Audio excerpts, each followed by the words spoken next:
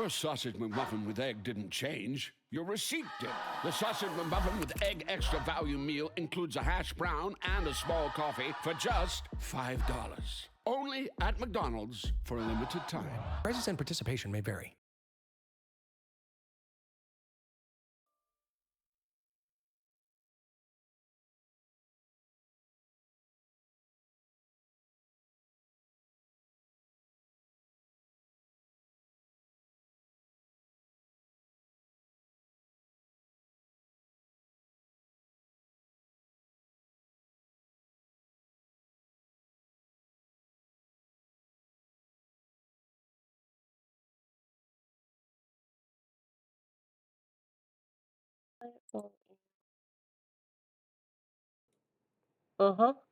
Alrighty, hopefully this doesn't blow up in our face. There's no immediate explosions in the face so far.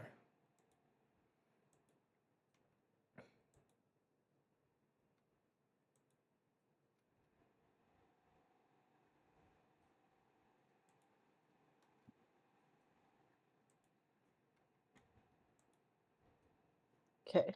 A small announcement. Oh god, let me just quickly you speak to them. I gotta finish my language learning. Yep. I am literally just finishing setup, so I will be a couple of minutes as well. Do.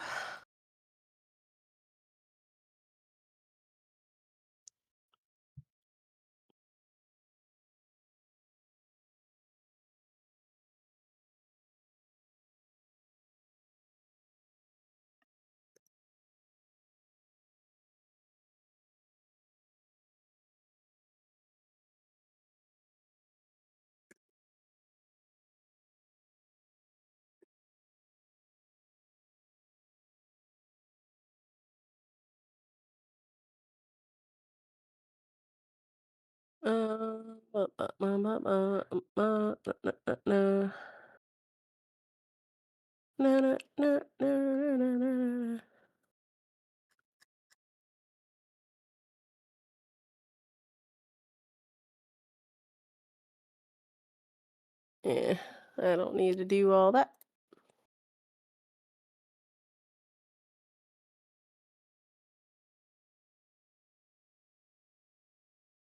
And that means that I can be live now. Yay!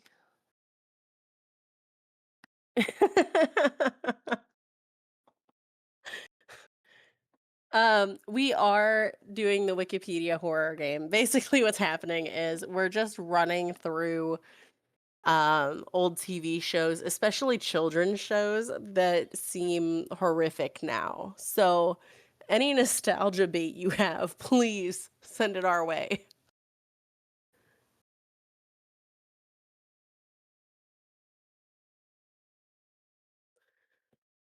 Oh, once Gremlin is done doing his language stuff, he'll be back. Fuck it, I'm just gonna you the streak freeze. This thing is being a bitch today. I have enough streak freezes. I don't care. I just double check. Yeah, I have 3 of them. Fuck it. Are we playing the Wikipedia horror game? Abso-fucking-lutely. Is Gremlin starting with the language horror game? Abso-fucking-lutely. The horror game of this thing being a piece of shit, yes. Welcome, Prime. I'm already pissed at my this fucking language learning Duolingo son of a bitch. It wouldn't let me do the speaking lessons, and then it's being a fucking goddamn. Listen, you almost made me change the flavor setting on my Circle water bottle. I'm gonna make you laugh so hard you're gonna change that circle by the end of this. I'm gonna laugh so hard. I don't have any more flavoring. I have to go buy more tomorrow. But I'm set on a 5 right now, and I almost turned it to 6 because I was laughing so hard. By the end of this, I want to have made you switch to a 6 on accident. Oh, hey, there's 7 languages for this, so let's do that. Italiano. Look, it's Italian.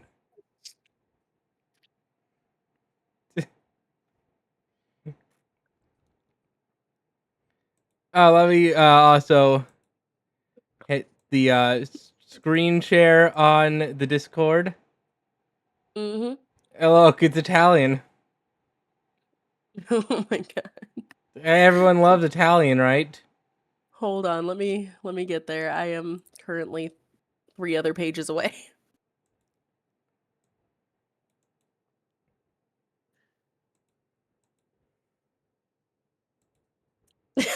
Perfect.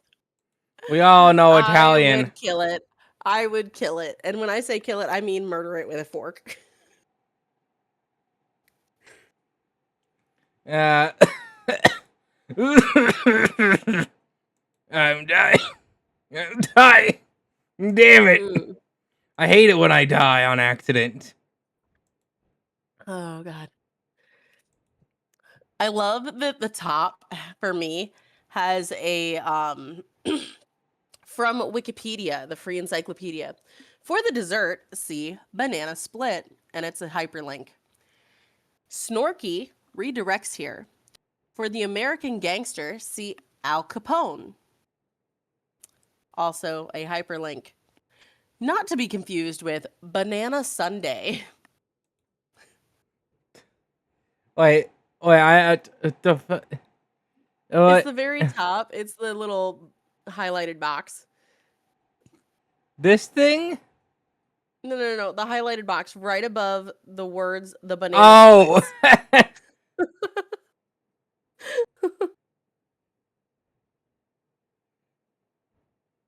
It's like, in case you got here by accident. And I'm like, no, I got here on purpose. So yeah, I know I Snorky redirects here because that's the elephant. I remember Snorky. I don't remember any of these characters, to be honest. At all. Wait, Italian isn't even a real language. It's a standardized version of the Florentine dialect of Tuscan. That's What? right, you Italians. Your language isn't real. Also, the thing... Lidsville? Oh my Bill. god, we're gonna have a whole list. Oh boy, that you can already tell this is gonna be peak. Just look at that. You can tell this is gonna be Just from the top tier. screenshot of what I just saw, yeah, that's gonna be It's gonna be some chef's primo kiss. shit. Alrighty. This is the type of stream where you don't need alcohol for some brain dead wacky shit, because our minds will melt by the end. Listen, as a person who was pregnant when we started doing this, I didn't need to be drunk in order to be laughing my ass off at this shit. Exactly. This is the type of shit where it's like, you'll think we're drunk. We aren't. We're completely sober. It's just that wacky. Alrighty. Not even a touch of anything else. Like I got some soda. I got an apple. I got a popsicle I need to eat before it melts completely. That I have almost... the equivalent of 4 bottles of water that are going to be lemonade by the end of this. And I say that because I have a Circle water bottle and it's lemonade flavored. Oh no. This popsicle immediately slothed into my mouth. It was mere... If I had forgotten about it any longer, it would have completely melted. It'd have been popsicle juice. You'd have been like, ah, sadness. Yeah, thank goodness I remembered it just in time. Oh, shit. Oh, here's another one that we're gonna look into. What one?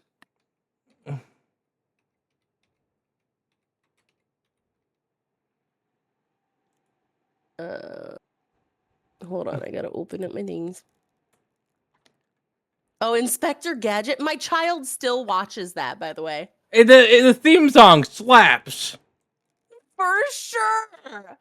For sure. The theme song is so fucking There's good. so many remixes, and none of them are bad. Like, you're None just of like, them. yeah, go, Gadget, go. Inspector Gadget. Inspector Gadget.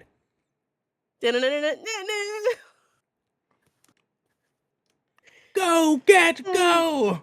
Banana. Oh, God. Let's get through the banana splits before we worry about Inspector Gadget. Yeah, the temptation to full on bring up his theme song or a remix of it is high, by the way.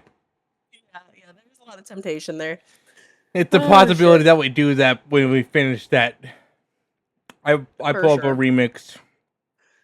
Anyway, Banana Splits is an American children's television variety show produced by Hanna-Barbera Productions. Barbera. And Hanna-Barbera. Yeah, it's close enough, but still, it's like, I feel like Hanna-Barbera has earned. I feel like. Is it though? Because there's actually a episode of Tom and Jerry, and it's a relatively new episode within like the past, I want to say 10-15 years. Yeah. Where there's an Easter egg type thing where the female cat has Tom pretend to be her husband, and Jerry and his nephew, the little gray mouse, pretend to be their children.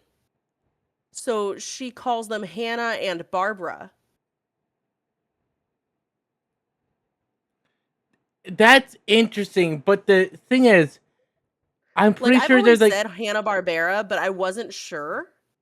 I feel like I've heard like old audio clips saying Hanna-Barbera. Right, I thought so too, but I wasn't sure. Glad we had this whole conversation about pronunciation. I mean, it's Hanna-Barbera or Hanna-Barbera deserves the discussion because of the fact that what they made as truly generational shit. 100% of my childhood. Yeah, they made generational shit. They deserve to worry about if we say their name right. Like, I mean, they're both dead, but like William Hanna and Joseph Barbera are both dead. 100%. Yeah. But they made so many shows, some of which are very, very inappropriate for many ages. But should still be shown to those children. They should still be preserved. I'm not saying that they're bad. I'm just saying that they show some inappropriate things, like I believe Hanna-Barbera did make Tom and Jerry lesser than, or things like that. Like it's like in their old Tom and Jerry cartoons, like the very first ones they made, the maid was always black. Oh yeah, and yeah, certain gags you can definitely like you see him and you're like, oh, that was fun. Oh no. Yeah, oh, yeah. no. Like if you're an adult watching, you can catch stuff like that and be like, oh no. But I mean, it was fine for children, you know. But like as kids, they never noticed. Like even as a kid, I never noticed. Yeah, and like even nowadays, some of them, like you're watching them and like you're laughing at it, and then it's like if you reverse it and your mind's like, hold up, go back, and then you look at it, you're like, oh no. But it's a thing of like you have to double take to see it, you know? Yeah. Anyway, Pickle, how are you? Doing good. Oh, when did Pickle join? Channel. Just now realizing we were in live streaming? Not gonna lie, I thought y'all were just kind of hanging out, so I was about to come in and start talking about my day and asking y'all about your days. I mean, you can while we go through Wikipedia. We are, we are diving down the rabbit hole of the Wikipedias to just tear apart childhood TV shows. And just Wikipedia things in general that we find that are fun. Yeah, for sure. I mean, like, it doesn't have to be childhood TV shows. I'm pretty sure one of these is literally it's a TV program, like The other thing is that one of them is a film from 1986. So Yeah. Anyway, It's I'll leave y'all to this. alrighty, Sorry Pickle. for- I'm sorry for ruining your plans, Pickle. However, I hope your day was good. And I'm Fuck, glad to see you stop my in. category is Minecraft. You know what? It can fuck with people. I'm tempted to leave it as Minecraft just to fuck with people. Alright, Mine set to I- just chatting. I Fine. just went and I searched this most random game ever. 0 viewers, 0 followers. It was like 02 like a flash game. I was like, what? So I did that one time. Nice. Anyways, have a good stream. Anyway, Pickle, if you wanted to buff my viewership, you could totally pop in and just hang out. Yeah, or mine. Here. We're shills. We have no shame in it. We're shills with I'm no just shame. saying, like, you just got all the shit for affiliate. Now I have to catch up. Yeah. Yeah, make sure that we boost our dear friends' numbers. Yeah. Boosting numbers, boosting them. Totally. Yeah. All right. She needs to Alright. get to affiliate. I do. I need to get to affiliate so that way people can use points to Torment you? torment, punish, and distract me. Because I'm easily distracted. Yeah, I have a thing of I have a lot of things people can do, but I have the attention span of a gnat.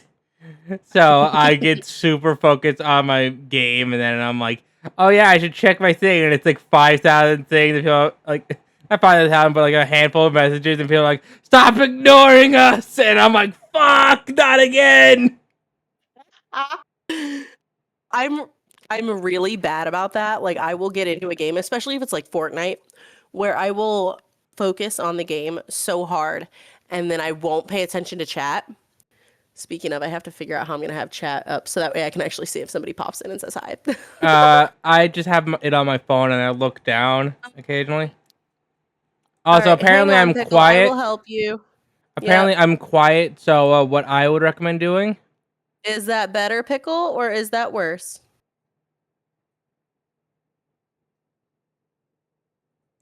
Oh, well, it might help if I'm actually changing the settings for the thing I'm on. Yeah, that would help. There we go. Better? Good? Not good?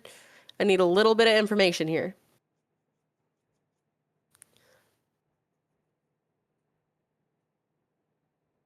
Okay, so we're better, but are we as good as we need to be?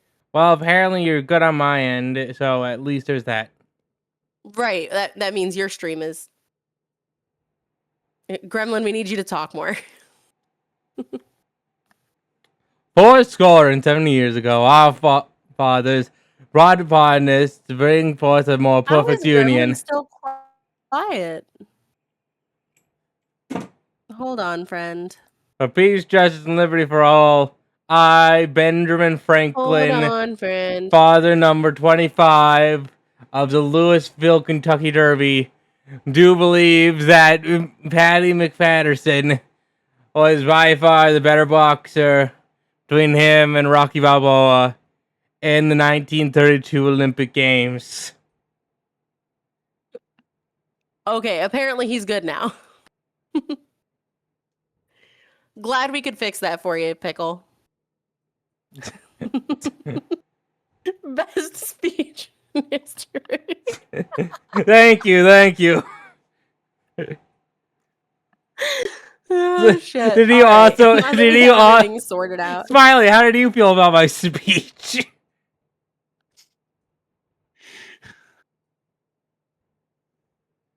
Pickle, what do you mean you fixed it for me? Normally my shit's loud enough. I don't know why it's being weird today. Shut up, Pickle. Are you sure it's not just your settings being quiet? Yeah, Pickle's probably the one in the wrong. Anyway, we haven't even gotten through the first paragraph. You got me the first sentence.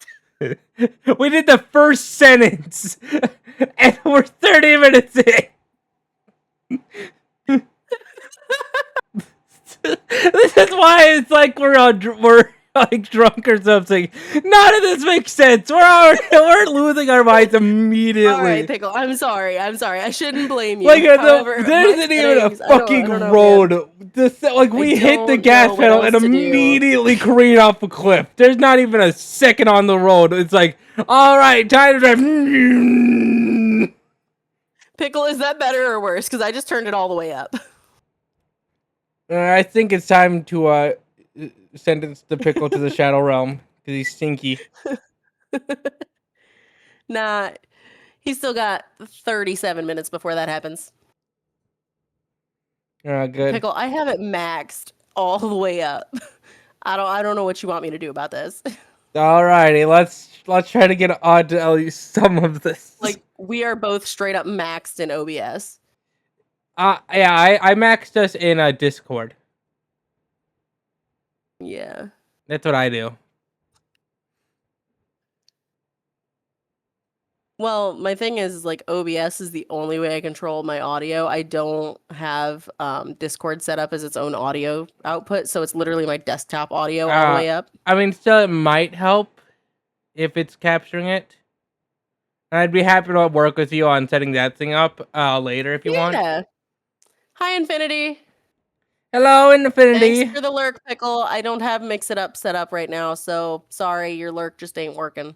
Alrighty, so The Banana Splits is an American children's television variety show produced by Hanna-Barbera or Hanna-Barbera Productions and featuring the Banana Splits, a fictional rock band composed of 4 costumed animal According to characters Wiki, in red. One of Al Capone's nicknames was Snorky.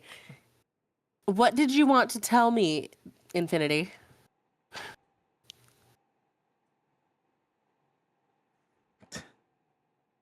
Anyway, Infinity, sorry, the entire no. Now the entire stream is waiting for Infinity. The floor is yours, Infinity. What is it? What do you have to say? Waiting a whole 30 seconds trying to figure out what he's gonna say before he says it. This was a whole conversation on Bunny's stream the one day. Yeah, but you know what? This is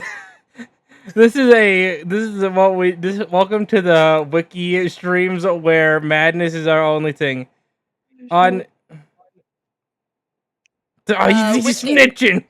We gotta get him. No one can snitch on Snorky. Saturday, I will play a game Bunny said you like a lot. Do we trust Bunny, though? Bunny does tend to lie. Bunny doesn't lie. Bunny definitely lies. You're gonna be playing Batman? I fucking love the Arkham series, bro. I never If beat you them. need any help at all, I 100%ed Arkham Asylum twice. So if you would like help, I can totally fucking help you. I think the only one I ever beat was the Venomized Joker. I never beat the rest of them. The Titan Joker would be Arkham Asylum. Yeah, I never beat the rest of them. If you're talking about the big hulky Joker, if you're talking about the sick Joker, then that's Arkham City. Wait, I might have beaten Arkham City once. Definitely didn't beat the latest one, though. Arkham Knight? Yeah, I never even played it. The last one of the trilogy. I never played it. But yeah, Infinity, I will try to pop in and watch you play Arkham Asylum.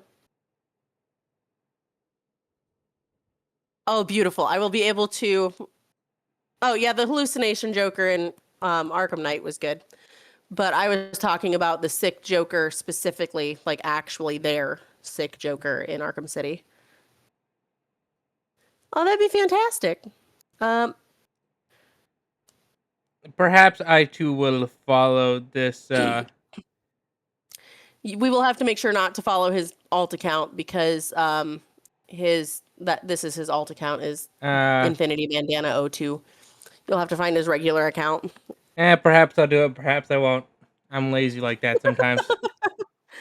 Infinity, if you want to drop your regular account in the chat, we can quickly follow from there.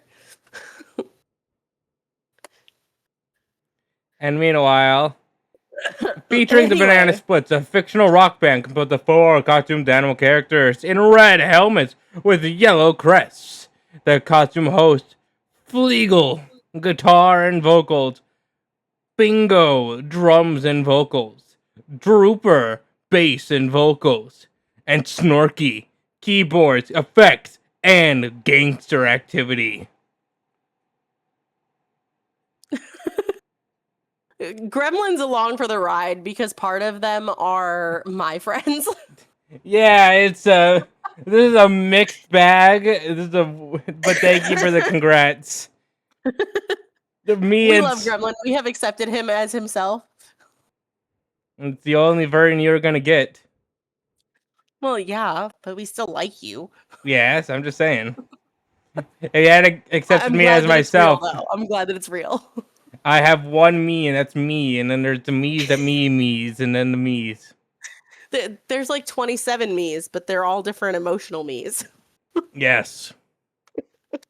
And they all are obsessed with mead, and meat, and carbs, and possible crime. 110% agree with this whole statement. Yeah. My husband's favorite phrase is, just don't get caught. Yeah, it's not illegal if there's no witnesses. It's not illegal if you don't get caught. Yeah. Don't take that as legal advice. I am not responsible for anything you do. Does it talk?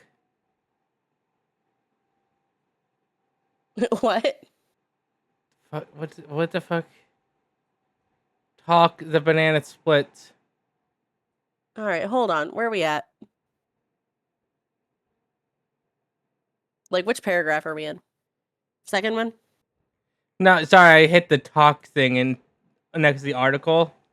Oh, I was like, what the hell are we talking about? Yeah, I I have this thing for Discord. That way you can see. I don't have Discord up. Like, it's open, but it's just not up. Meh. Okay, it's up. Where's the talk button that I missed? Here. Oh, okay. Yeah, apparently. And apparently it's just them talking. I guess this is like them like.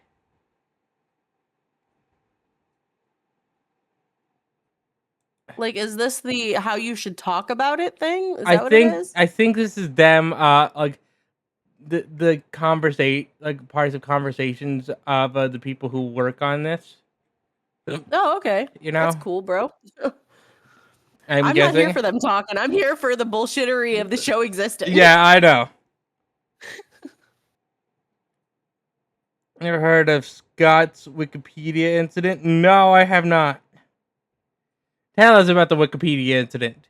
The series ran for 31 episodes on NBC on Saturday mornings from September 7th, 1968 through September 5th, 1970, and in syndication from 1970 to 1982. The show features Banana Splits as a live-action costume character band as live-action costume characters who host both live-action and animated segments within their program. The costumes were constructed by Sid and Marty Koft, which were two very impressive guys. Yeah. Based on the design of Hanna-Barbera's artist. That's fine, Infinity. You have fun. Was I should probably have Bunny Stream open at some point, but right now, not yeah, right now. currently I don't, but yeah, I normally do. I did accept and join Infinity, so I will be able to be in on Saturday.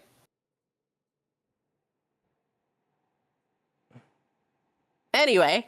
So, and the sponsor was Kellogg's cereal.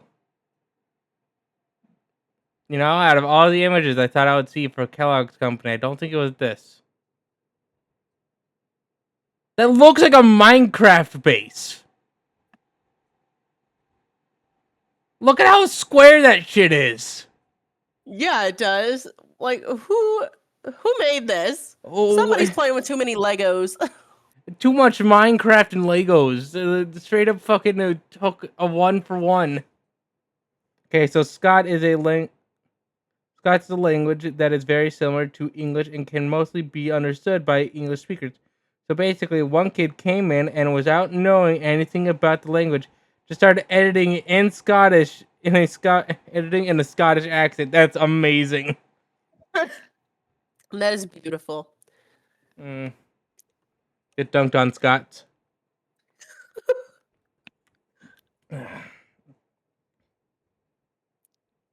A feature-length comedy horror adaptation, The Banana Splits movie, premiered at San Diego Comic-Con on July 18th, 2019, and released worldwide August 13th, 2019.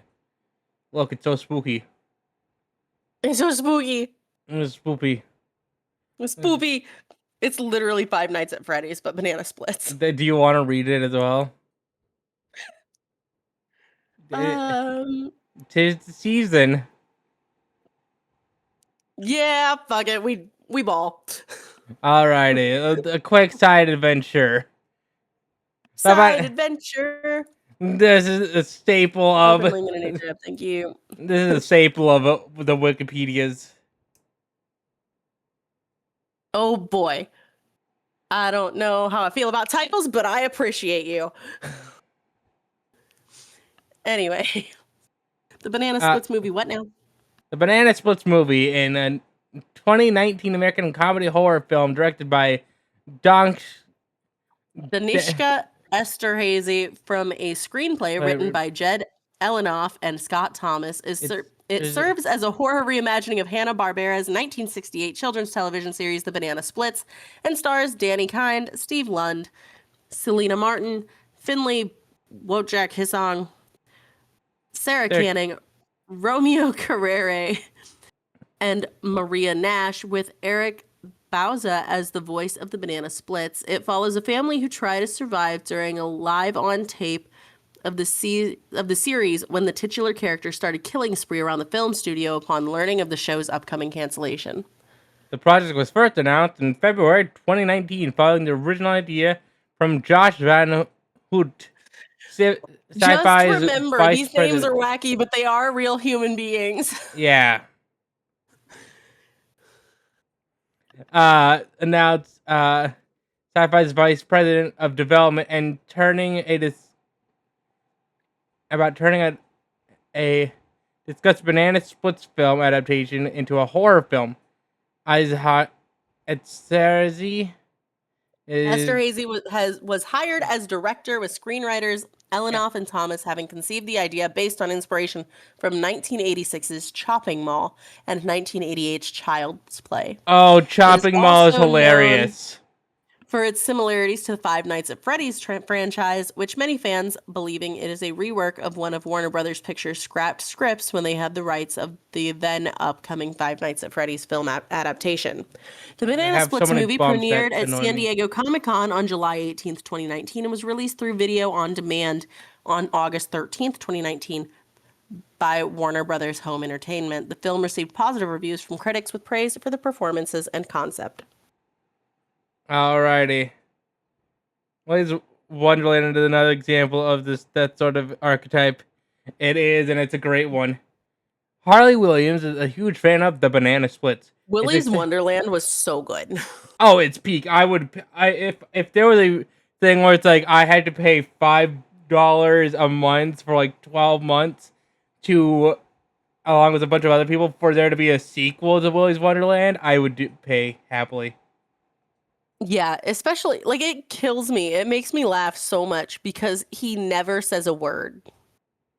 Yes. Like, through the whole movie, he doesn't talk. It's like you got the biggest overactor and you were like, all right, now we know that your skill is, like, really putting your all into delivering lines. We don't want you to say a fucking word. The action will do the talking. All right. Feature successful children's television. What the fuck? Where are you at? What are we looking at? Look at where I'm hovering over children's television series. Oh, good lord. Hold All on. right, I rest gotta up, get my Ron. computer to cooperate.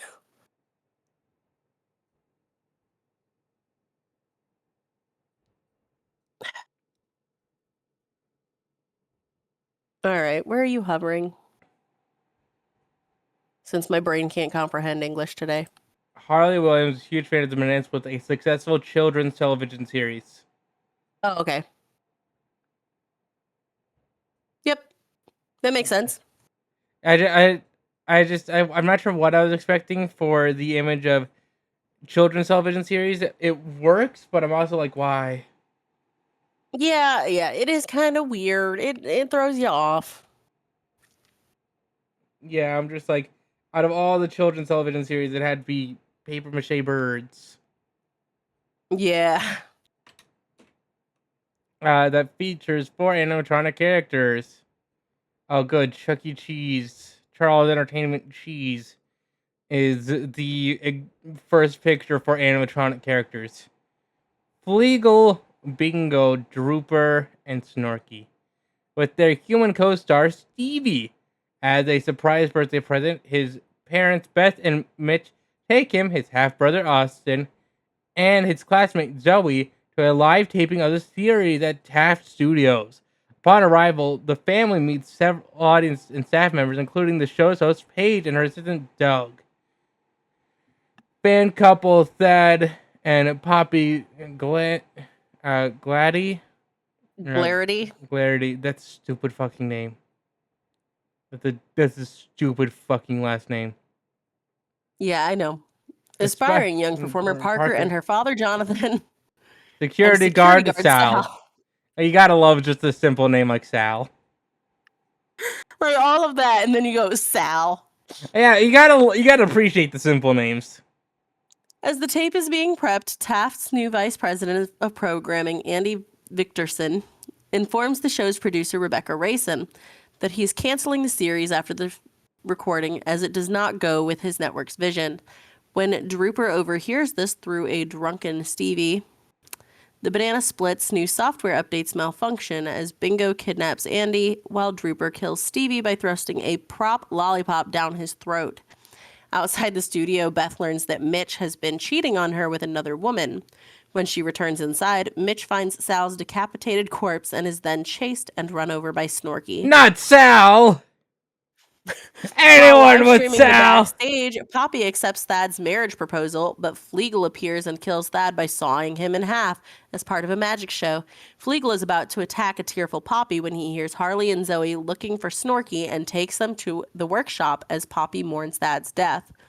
He traps them with Parker, who was kidnapped by Bingo when Drooper burned Jonathan's face as they were searching for Andy for an audition.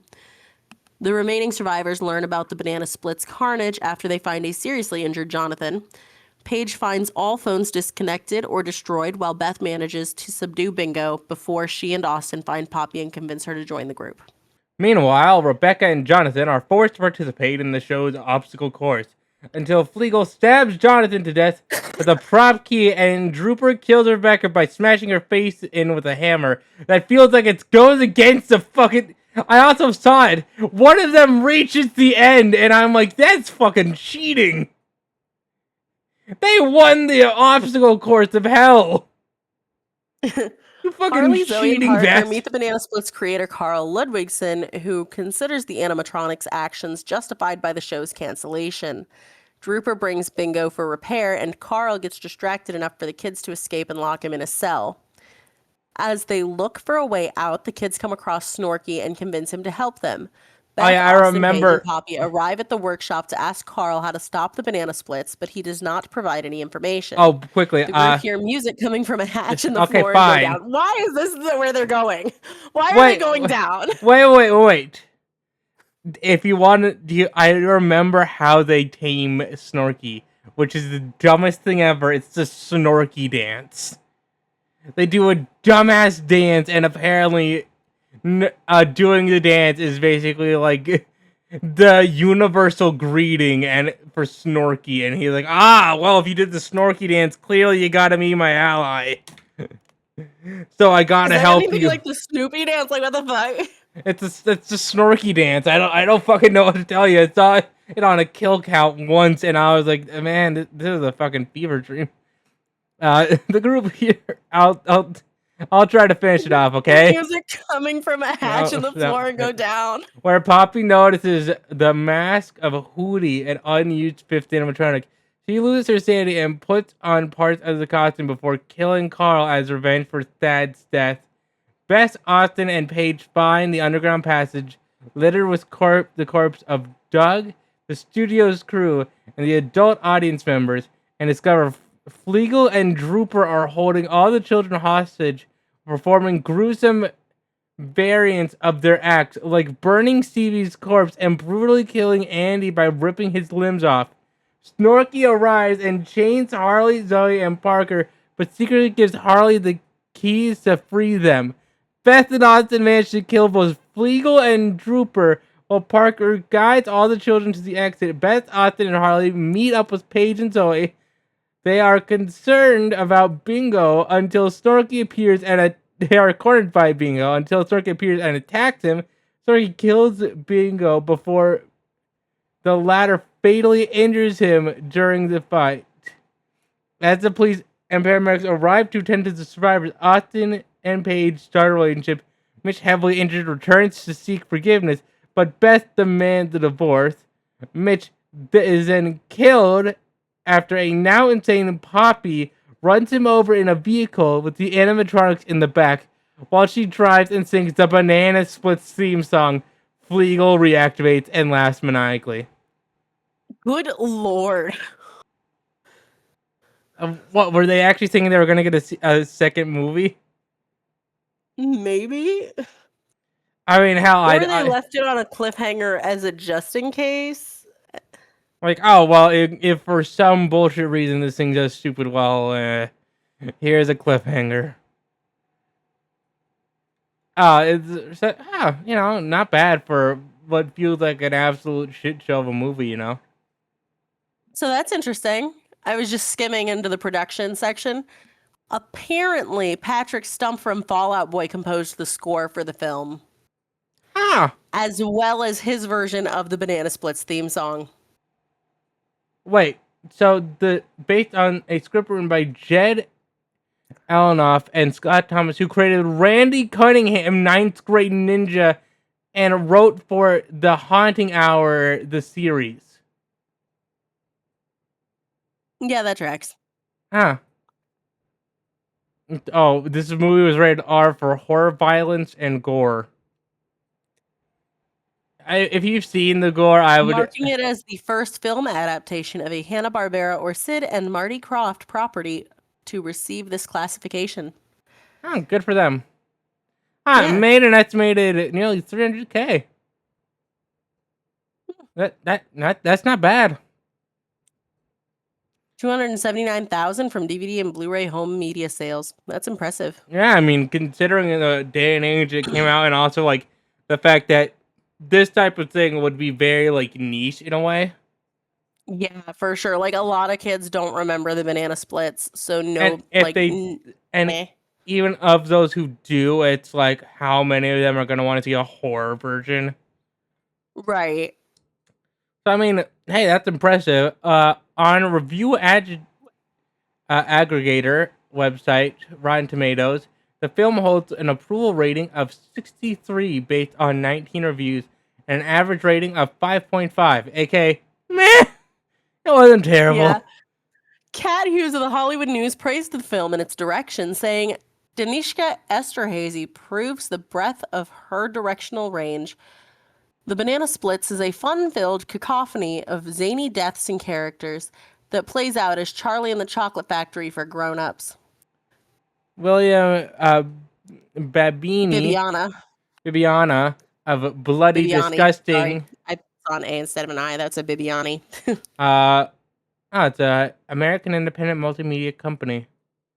Gave a positive review saying that the film, quote, offered a satisfying sequence of slasher slays, but that it relies so much on cognitive disconnect that never feels like more than an ironic kill count.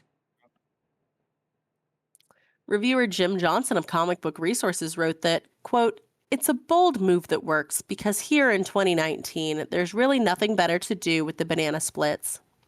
And it's not like anyone else had a better idea. Russ Burlingham of comicbook.com praised the performances and script, saying, and I quote, "The Banana Splits movie will be controversial, especially among those who still have a fondness for the original series, but it mostly sticks the landing, buoyed by a great cast, script, and crew." Luke Thompson, writing to Forbes, says that, quote, "Until we get an actual Five Nights at Freddy's movie, this does deliver in that unique niche of furry animatronics gone scary." Ben Kinsberg of New York Times gave the film a negative review, writing that it is, quote, "far less crazy than it wants to be and far more sporadic."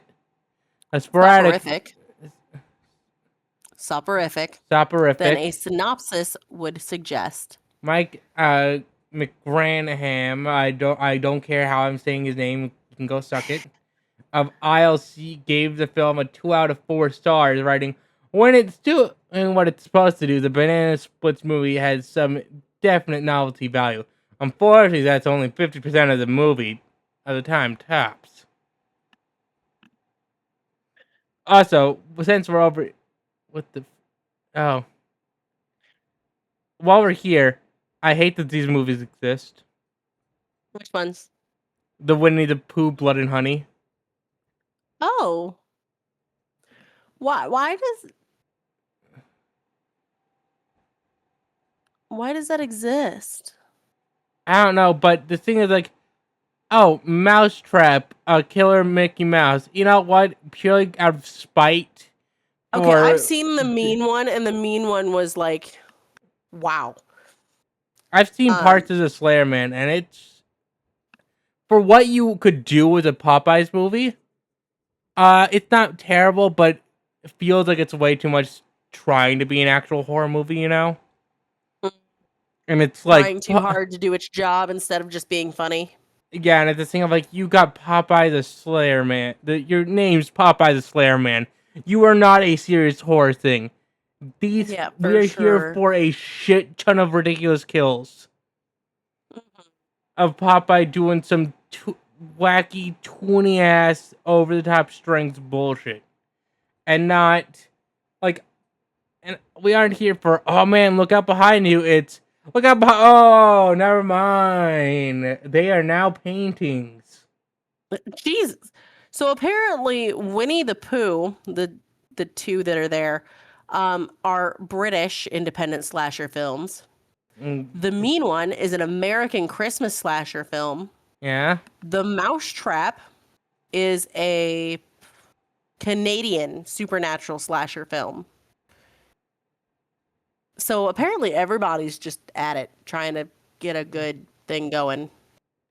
And the Popeye the Slayer Man is an American B horror slasher film. Yep.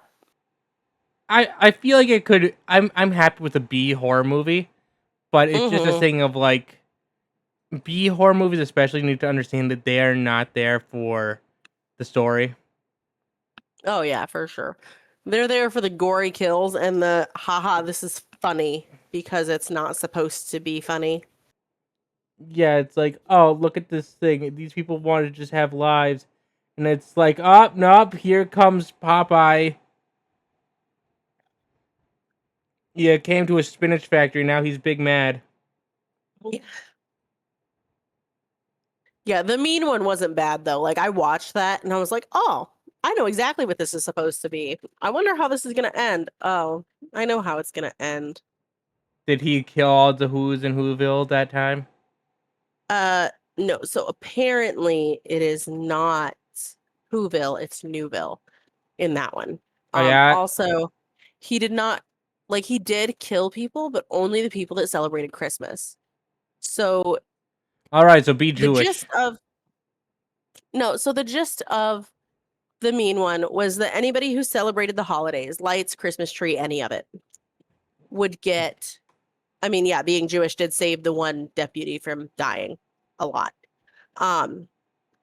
But basically, he would attack anybody that celebrated, the season. Everybody in the town stopped celebrating the season after Cindy's mom died.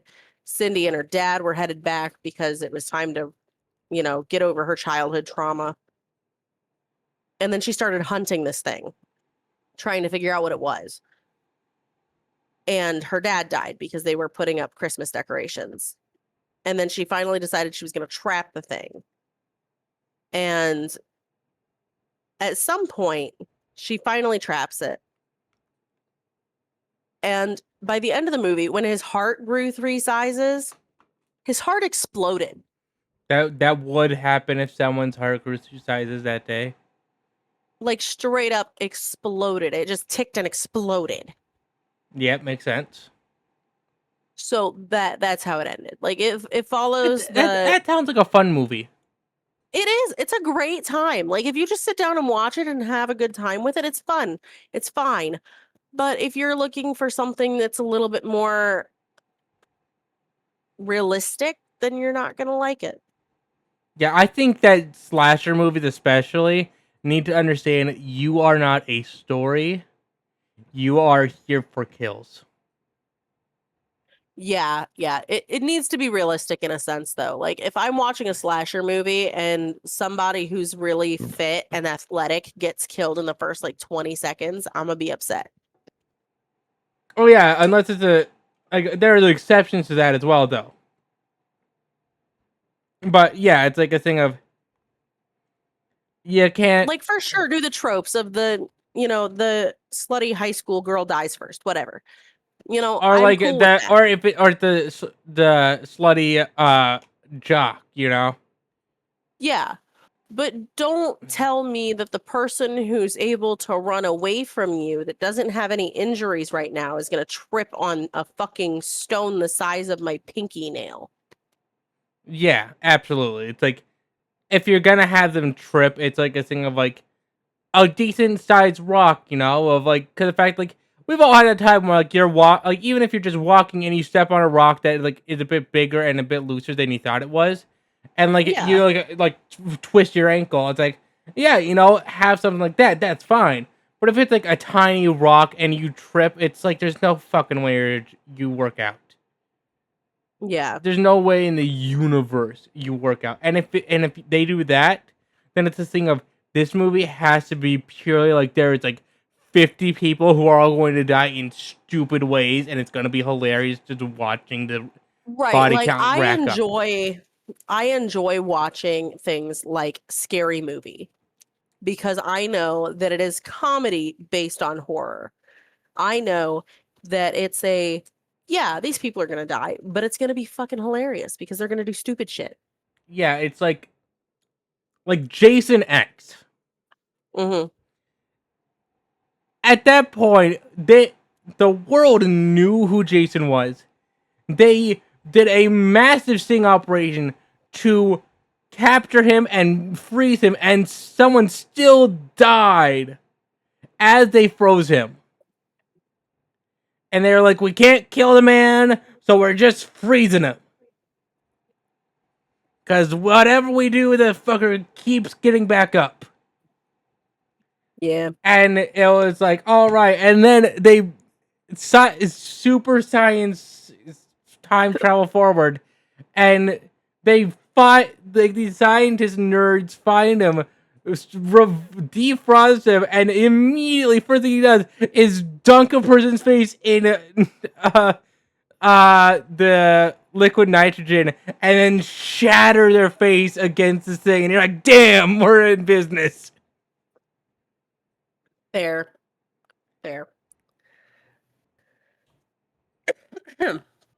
Did we wish to go on to the history section of the banana splits now that we've gone down more of the rabbit hole? I think so. Let me just check the time. Yes, we're an hour in.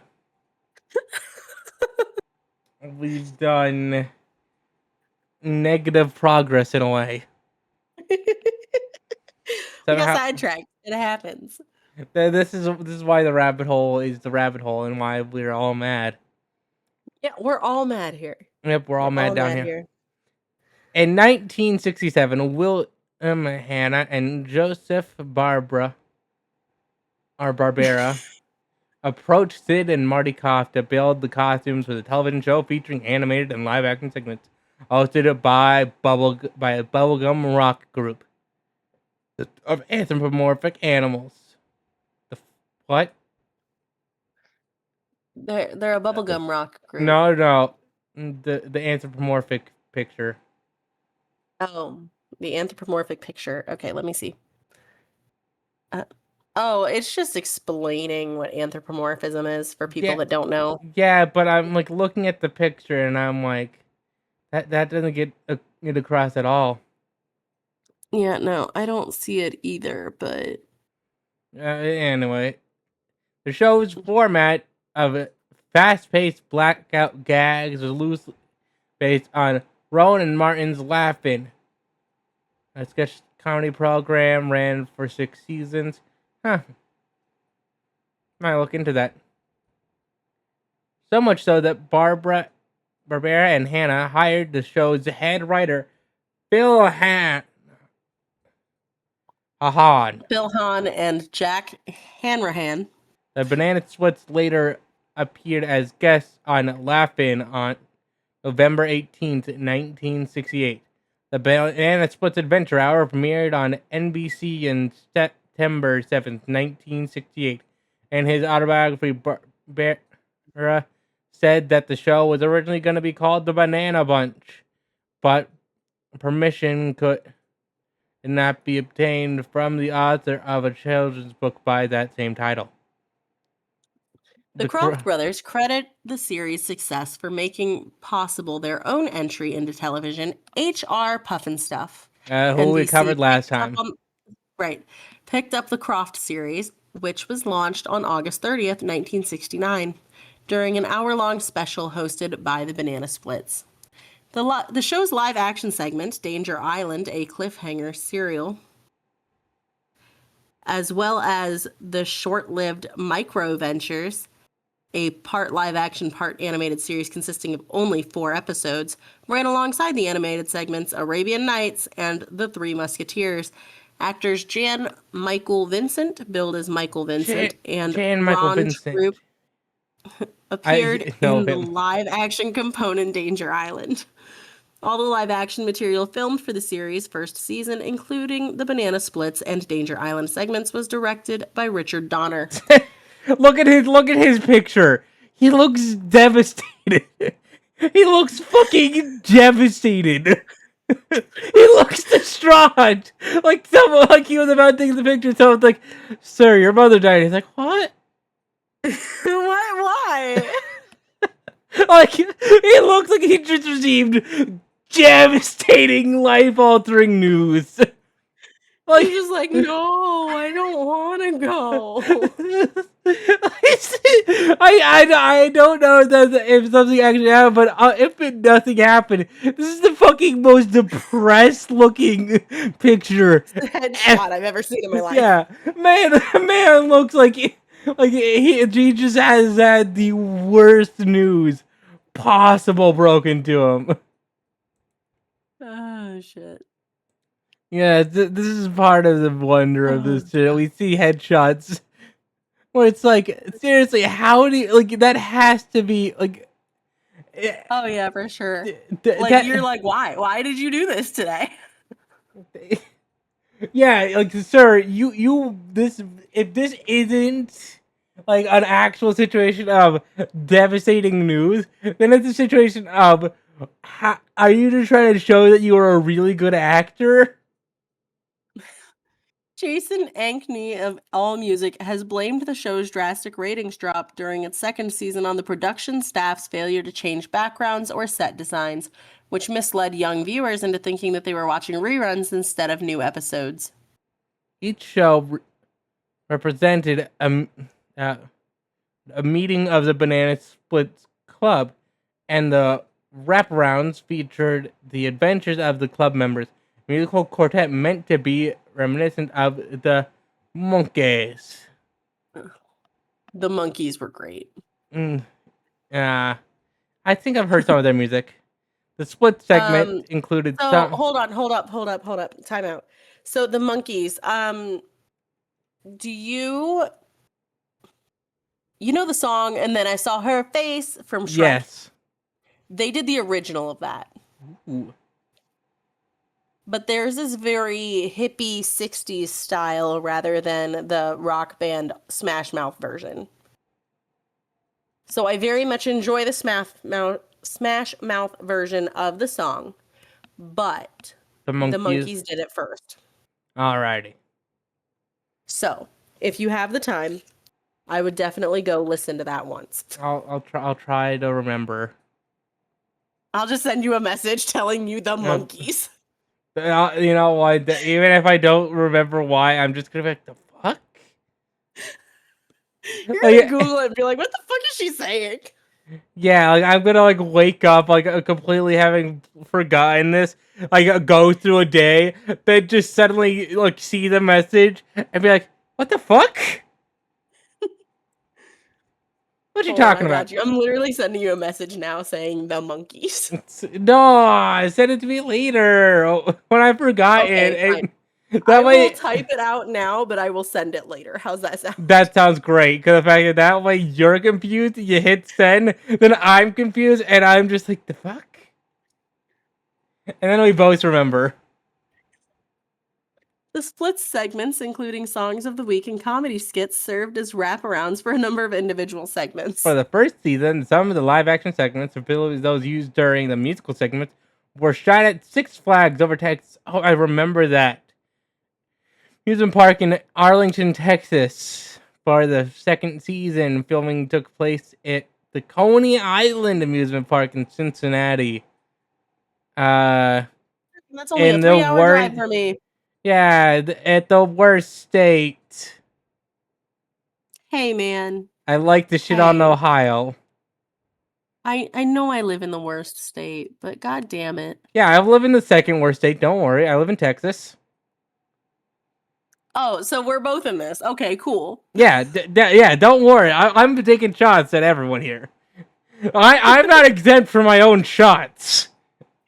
Says the Banana Splits were seen riding the many rides at Six Flags and Coney Island. The banana buggies mentioned in the theme song were customized vehicles driven by each live-action character. The buggies were customized Amphicat 6-wheel drive, all-terrain vehicles, each decorated to resemble the character who drove it. Plastic 1/25th scale model kits were issued by Aurora Plastics Corporation, catalog number 832, beginning in 1969. Banana split.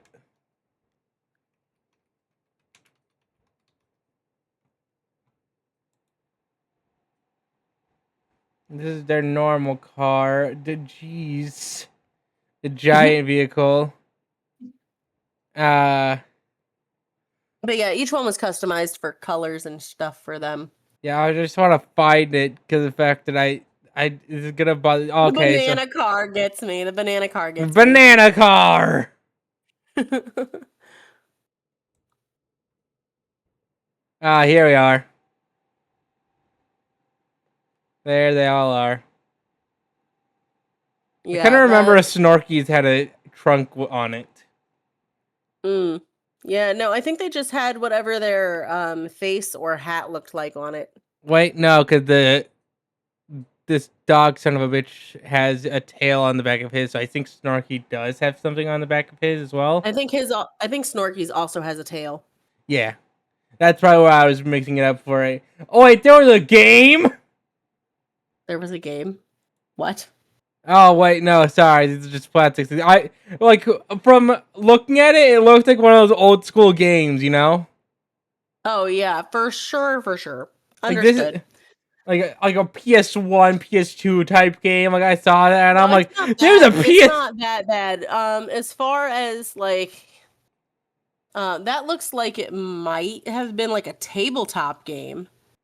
Nah, maybe, but not. It doesn't have the pixel quality of yeah, PlayStation 1. like if you look at it from like here, like oh yeah, for and sure. the side I could see thing, it. yeah, then you see like the quick glance, and you're like, is that? Anyway, back to what we were reading. let's see, all-terrain vehicle plastic. And never reissued They were by never reissued by Aurora, but have since been released as high-end resin-based kits.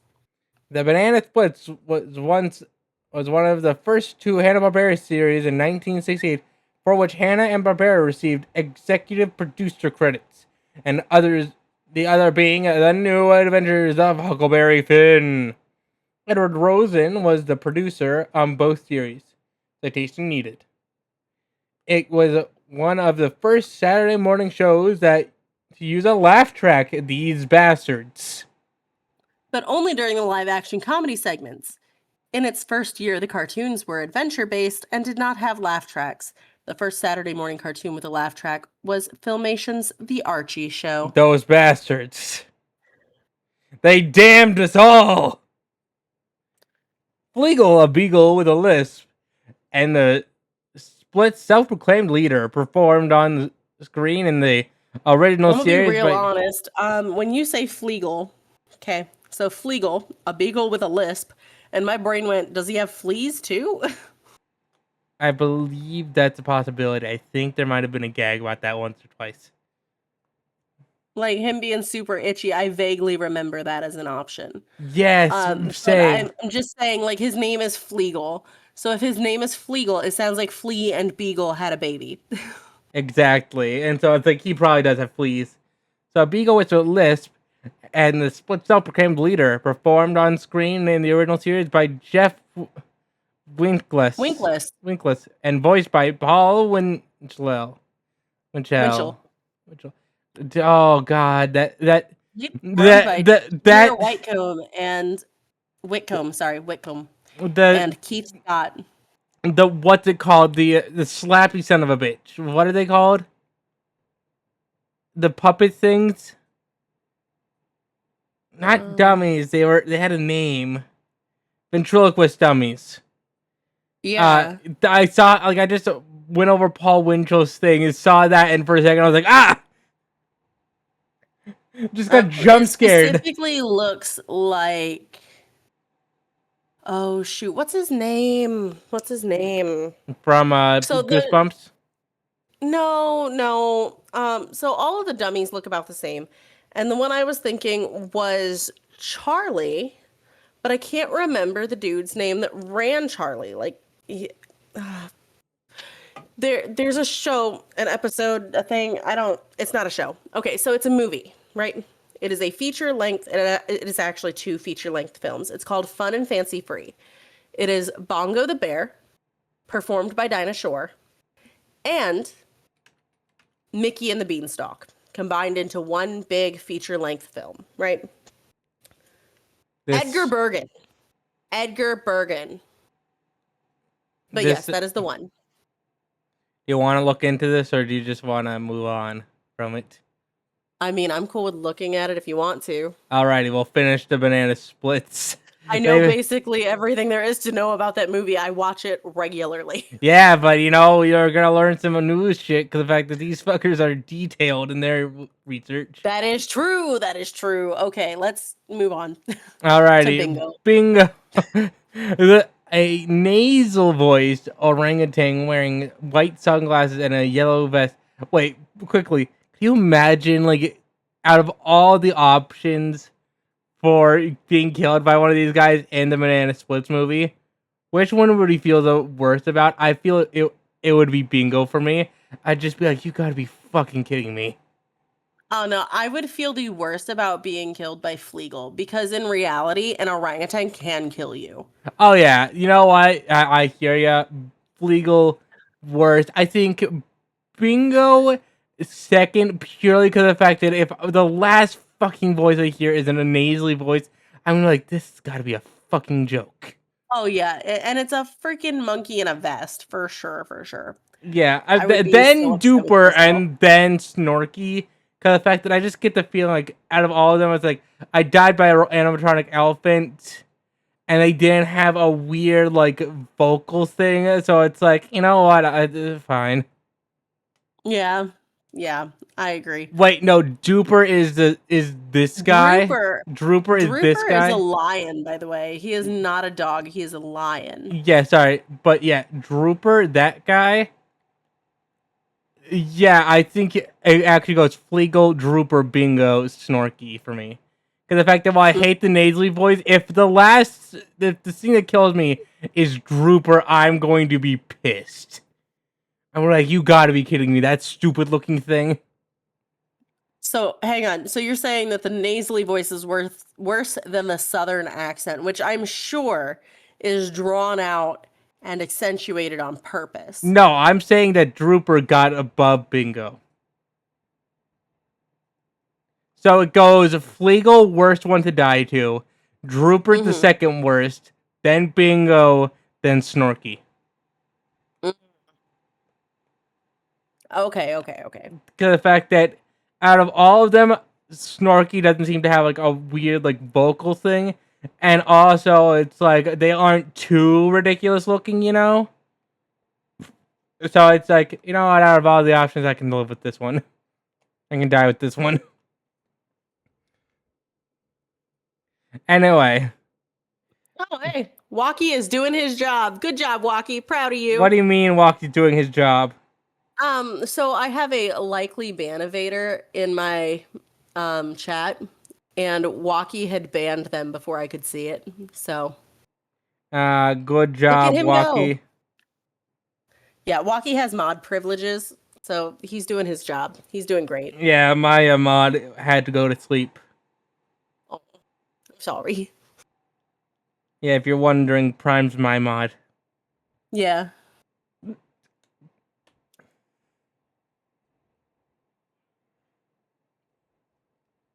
I could say some bullshit to Walkie right now, and it would be funny, but I'm not going to. A nasally voiced orangutan wearing white sunglasses and a yellow vest performed on screen in the original series by Trent H. Wilkless and voiced by Dodds Butler. He of that look. Look at Dawes' picture. Okay, hold on. Okay. Had to find it. Like it look. I'm not quite sure, but it has this feeling, you know. I was gonna say it's vaguely Johnny Cash-esque. I was getting more like the look he seems to be giving the camera, you know. Like, is this Like he looks like he's 2 seconds away from punching the camera guy. Yes, that's it. Oh, dang. He had a lot of voices, including Yogi Bear, Huckleberry Hound, Snagglepuss. Damn. Good for him. Yeah. Yeah. Good for Good him. for him. Yeah, that's an impressive career right there. Yeah. Later performed by Casey Hadfield and Keith Scott, who apparently didn't do enough to warrant their names getting, and then Boone Pam and Eric Booz in the film, and then Jim Conroy in Jellystone. Nice. Drooper, a southern accented lion with a long tail wearing yellowish orange sunglasses, performed on screen in the original series by Ann W. Withrow in 1968 and voiced by Alan Melvin 1968 to 1972, later performed by Adam Grubner in 2008, Corey Clark and Eric Bauza in 2019 film, and C.H. Greenblatt in Jellystone. Also, Alan, if you look at his picture, he looks like he knows something that he knows you want to know, but he's not going to tell you. That is straight up the I know something you don't face.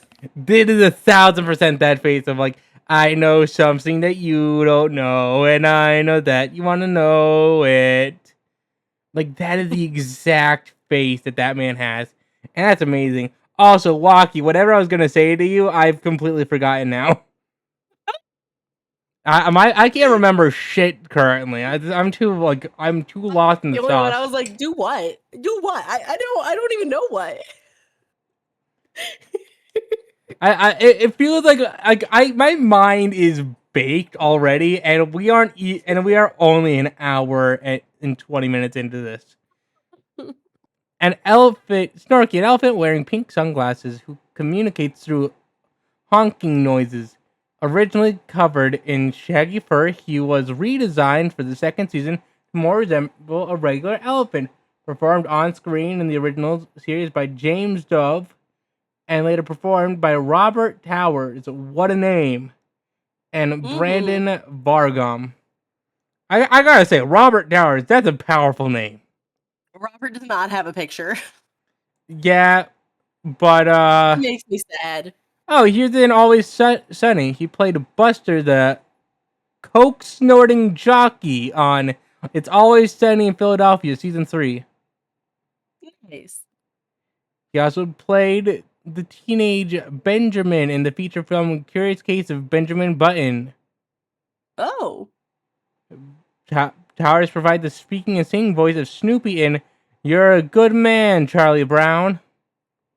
Nice. He also voiced Dr. Doolittle, Kid Video, Pole Position. He was in those things, and You're a Good Man, Charlie Brown. Oh, in Kid Video, he was Cool Cat. Star Trek: The Next Generation, he was Rata. In the show Angel, he was High Priest. Hannah Montana, he was Albert Einstein, an old man. Oh. Victorious, he was a tuberculosis patient. Jesus. Dude's got a range, though. Dude has a range. Mm-hmm. Are we back to secondary? Or are you still reading off?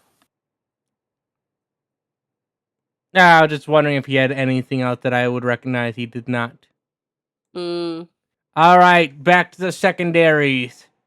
We are Announcer, an unseen narrator who introduced the banana splits in certain acts, voiced by Alan Melvin and Eric Bauza in the 2019 film. the banana vac, a blue moose-like head with the brown hair and light bulbs on his head. He hangs over the entrance of the clubhouse, making various comments and often helping the splits introduce segments. Voiced by Alan Melvin. Cuckoo Clock, a clock with blue and yellow bird head inside that gave snarky answers when asked what time is it, and helped the splits introduce segments. Voiced by Paul Winchell. Goofy Gopher, a gopher who lived in a flower pot. Voiced by Paul Winchell. It was created for the show's second season.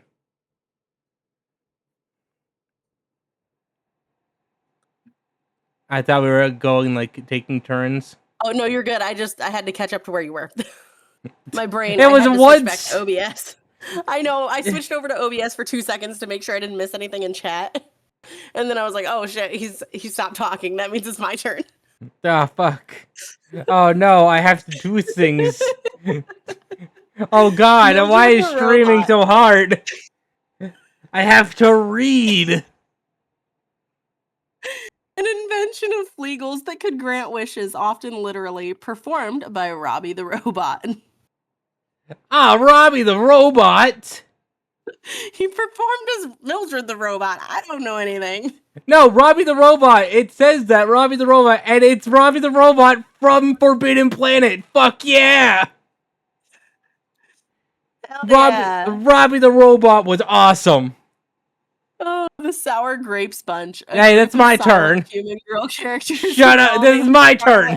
This is my turn. Portrayed by Sherry Freeman. The splits rock. They took turns of bringing notes to the splits. They danced one song with the title characters in the first season on October 5th, 1968. The song Doing the Banana Split had all 5 girls up here with the hosts.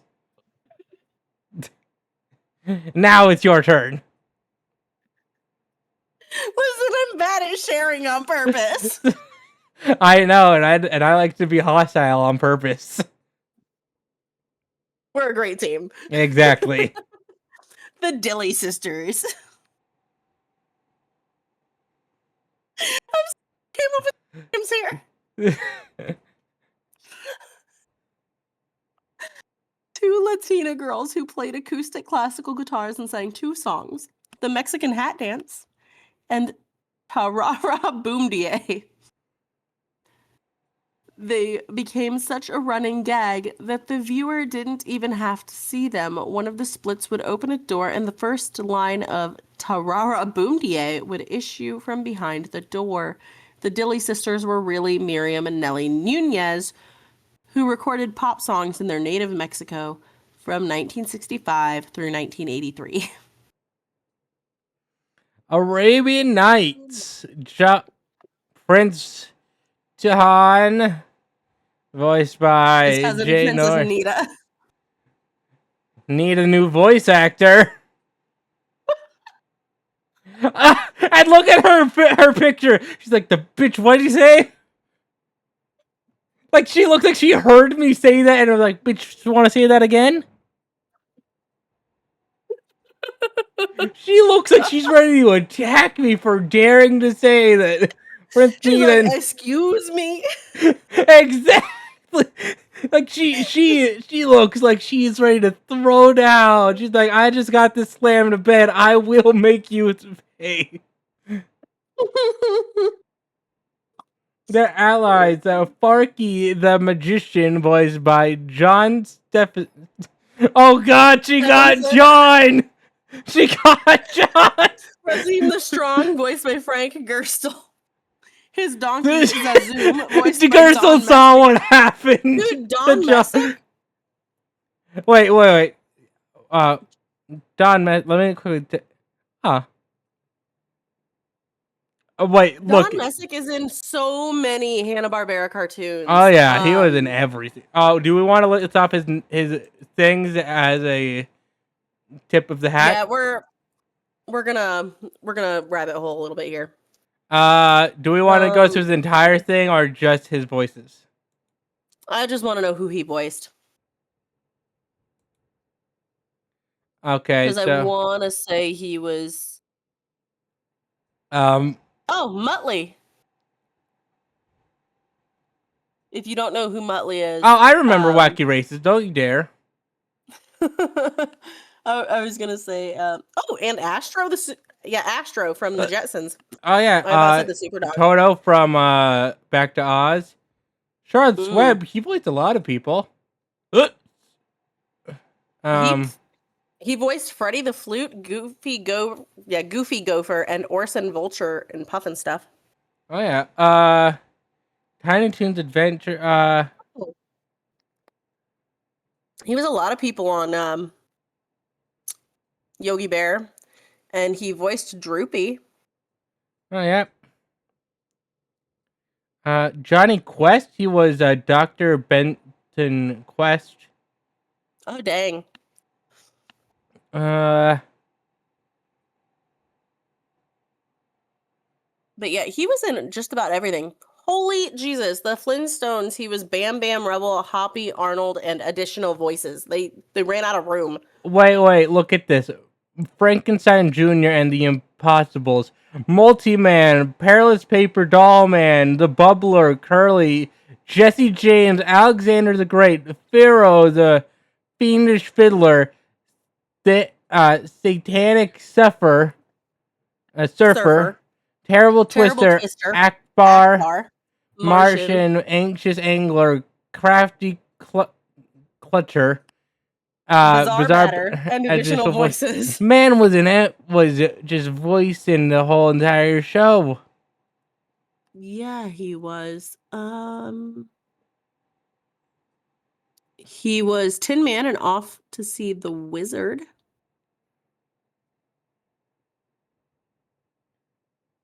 Wait, he wasn't just Muttley. Dum Dum, a little gruesome, Dragon, Gravel Slag, Professor Pat Pending. Oh, Professor Pat Pending. That was a good name. Jeez, look at what his voice is in Scooby-Doo. Where are you?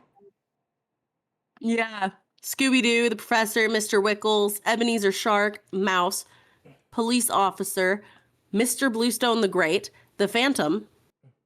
Which, those are just the first 2 episodes, by the way. I'm pretty sure.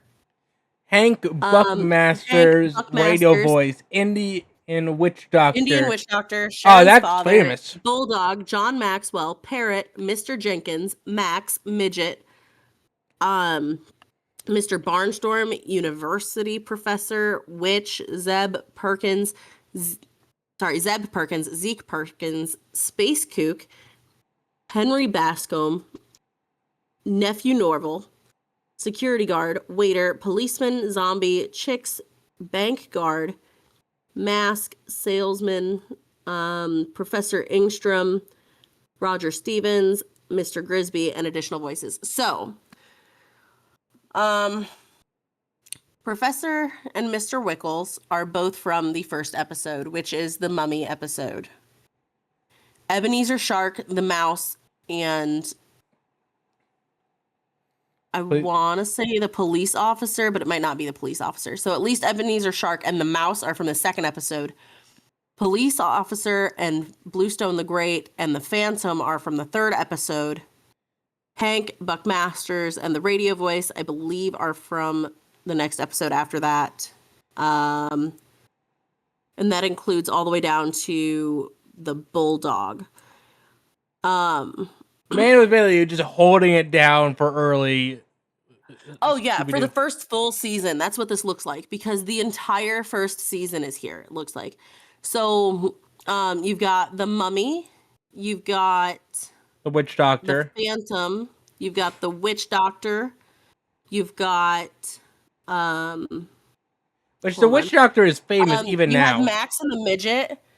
You have the Max and the Midget, which was the haunted ghost clown for the circus. Oh, episode. Really? Yeah. I did not know that that's what their names were. Yeah, Max, Strongman. The Strongman was Max, and the Midget. I'm guessing, or maybe with the it was clown. Max the Midget. There was the Strongman Max. There was the Strongman and Max the Midget, I believe.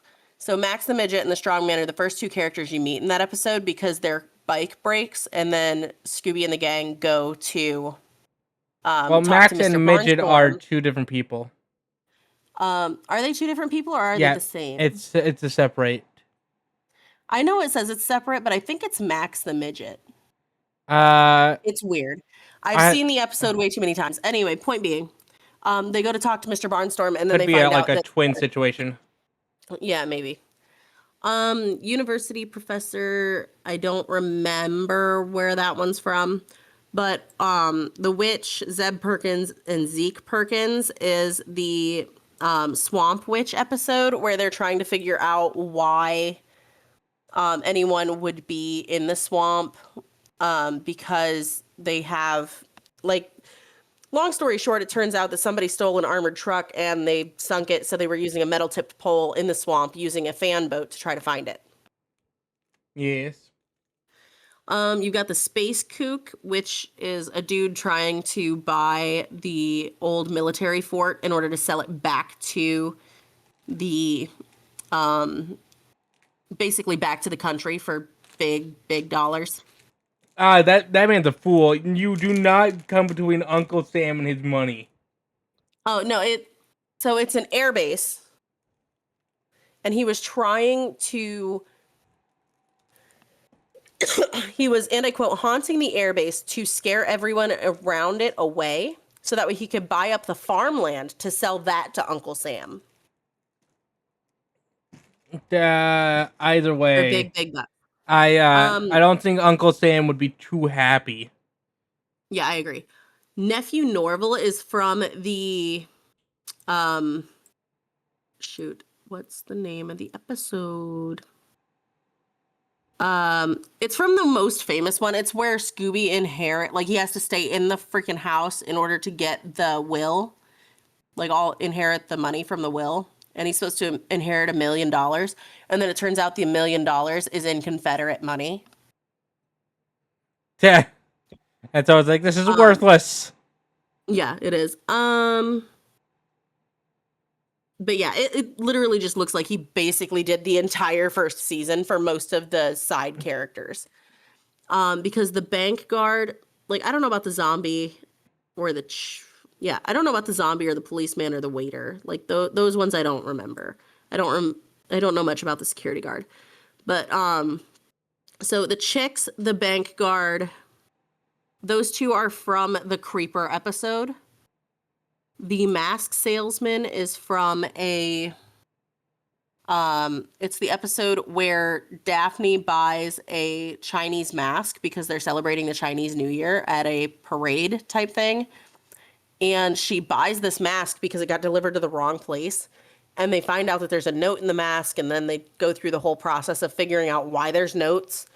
And basically somebody's selling something illegally. The mystery remember game exactly. really back in the day was just like dealing with actual criminals. Yeah, they were. For sure. Like, and they kind of got back to that in Mystery Incorporated, where it's like full-on murderers and stuff, and it's like we're a bunch of teens who were just into the paranormal and uncovering it. So yeah, I don't remember Mr. Grisby, Roger Stevens, or Professor Engstrom. Like, I don't remember those ones specifically, so I'm not sure what those are from. How dare you not remember everything? I know. Jesus. I'm terrible. I'm sorry. The new Scooby-Doo movie. Than I am. The list only grows from the new Scooby-Doo movies.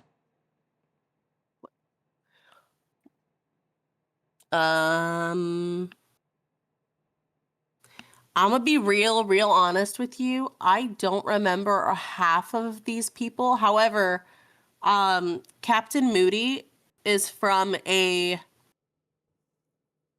Don Knotts episode. I feel like the Haunted Horseman is familiar. The Haunted Horseman? Where's that? Like, is that in the list or is that somewhere else? Yeah, right here. All right, hang on. Let me. Oh, okay. I don't remember Haunted Horseman. Yeah. Then again, it's been a while since I've seen the new Scooby-Doo movies because that was the. I do believe that was the series that brought in Scrappy-Doo. Oh no, and like Scrappy-Doo. Yeah, I know. I mean, I personally don't mind him most of the time, but he is annoying as fuck. So I get it. I did love that the live action movie where we got to kick the shit out of Scrappy. Oh yeah, for sure. It just had it coming. So this man was just Scooby-Doo for as long as he could be. Captain Cool and the Kongs, Scooby-Doo. Scooby-Doo Show, Scooby-Doo. Dynamite, One Dog Wonder, Scooby-Doo. If there was... He was Scooby-Doo for the longest fucking time. If anyone's gonna be Scooby-Doo, it's gonna be him.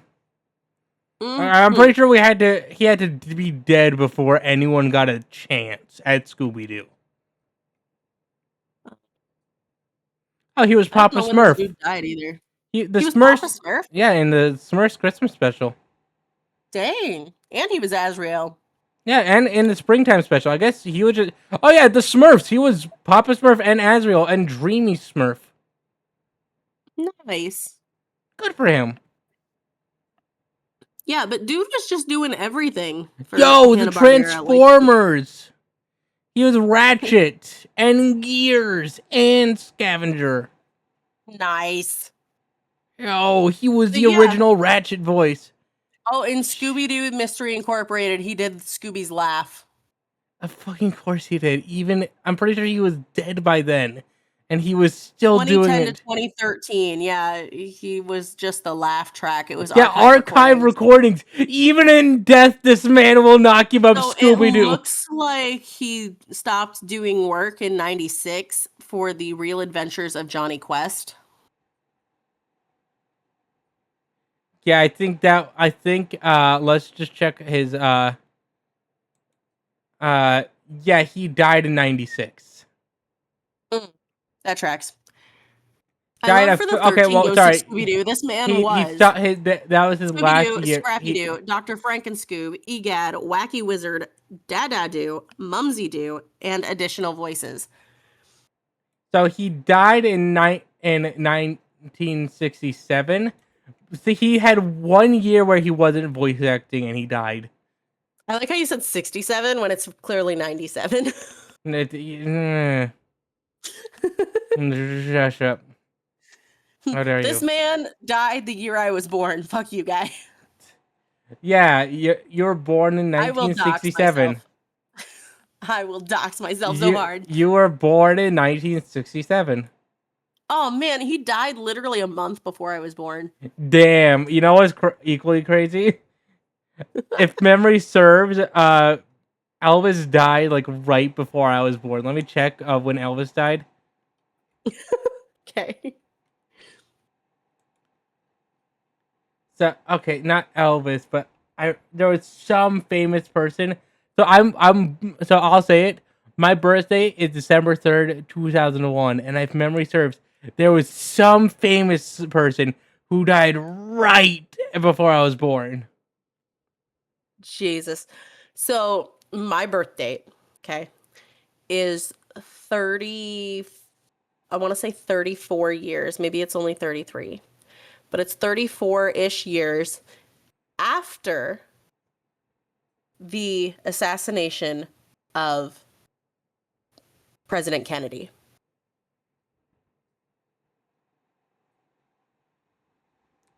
Like to the day. Ah, well, congratulations.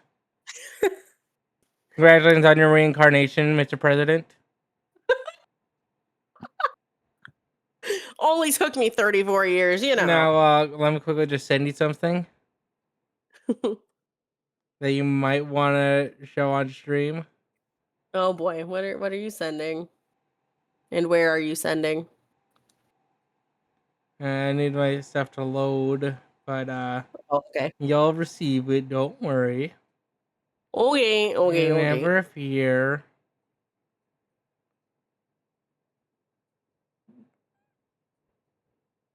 I don't want to participate in the photograph thing. You're gonna participate in the photograph thing. No, I'm not. Wiki can suck a dick. Nope, you're participating now. I'm submitting your photograph right now. What photo? You can't get a photo. That's what you think. I hired people.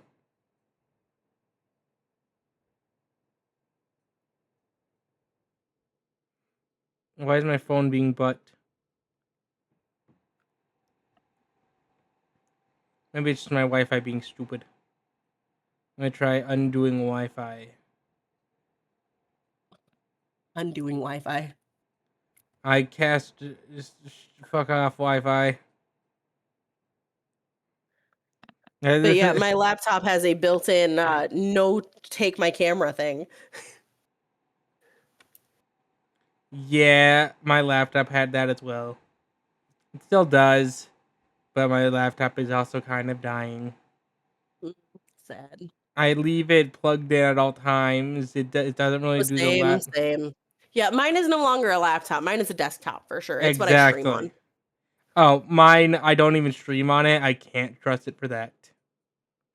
Oh, no, mine is the only option I have. So, Yeah. So I streamed from my Xbox, and then I was able to buy my friend's old PC. So I bought that, and that's what I stream on. So as a result, I have a lot of issues, but it's like, I'm making it work. Gotcha. Did you send thing? Because I don't see thing. No, not sent yet. My photos are taking. I have a lot of photos in my Discord photos. Okay. Okay. While you're doing that, I am going to take a quick. Oh, I found it. I'm still taking a quick bathroom break. I have to pee. Wait, look at it.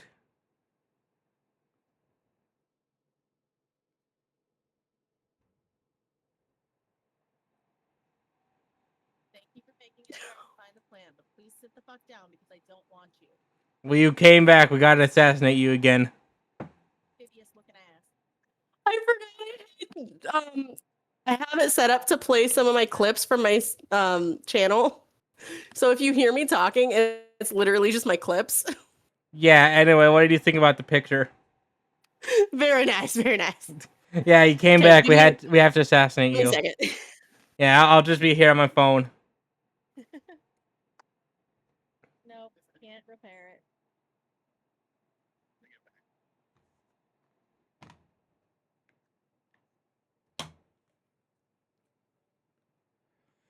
I went to the danger zone. I'm gonna take you right into the danger zone.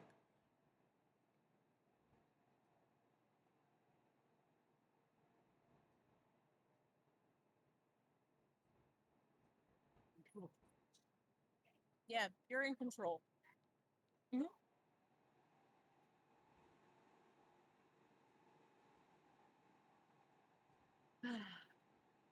Yeah. I have a pile of knocked out bodies that are most likely dead because I'm sure I broke their vertebrae when I dropped them on their heads.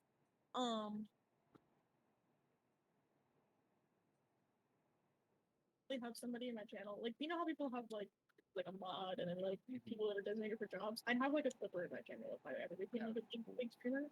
Yeah. Well, It's 3 followers away from being the big streamer between 3 of us. So that's fair, yeah. is it Megalodon or is it it's either Mega or it's Billion, and they paid out like $3,000. Nope, I'm here, bitch. Don't I fucking dare. You little piece of fucking. Can you pee? Can you pee? Can you pee? Purchase animals. I understand the dog eyes. Bunny rabbits. Are you good? No, I died.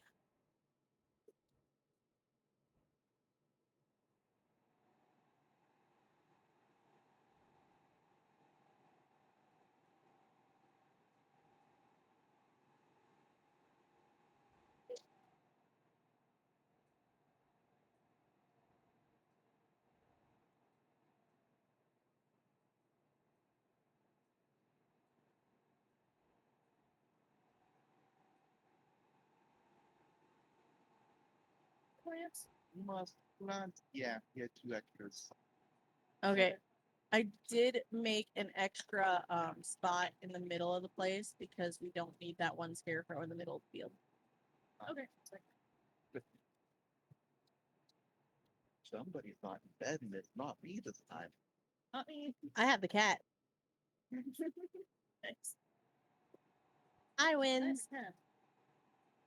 I like how that's super. I hate the.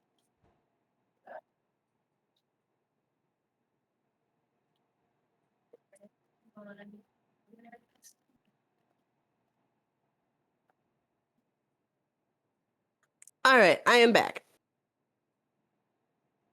Yippee for me. Let me see my buttons. Okay, I need to find my thing. There we go. Okay, Okay, I was just so- checking in on my one of my streamer friends and tormenting them. Nice. Yep. So what we're looking at is The bounty I said upon Smiley since they reincarnated.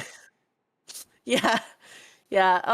Apparently there's just a new bounty on John F. Kennedy for $75,000, which I personally don't think is enough, but hey, you do you. I mean, it's your reincarnation. It's just double tapping at this point. You don't got all the power.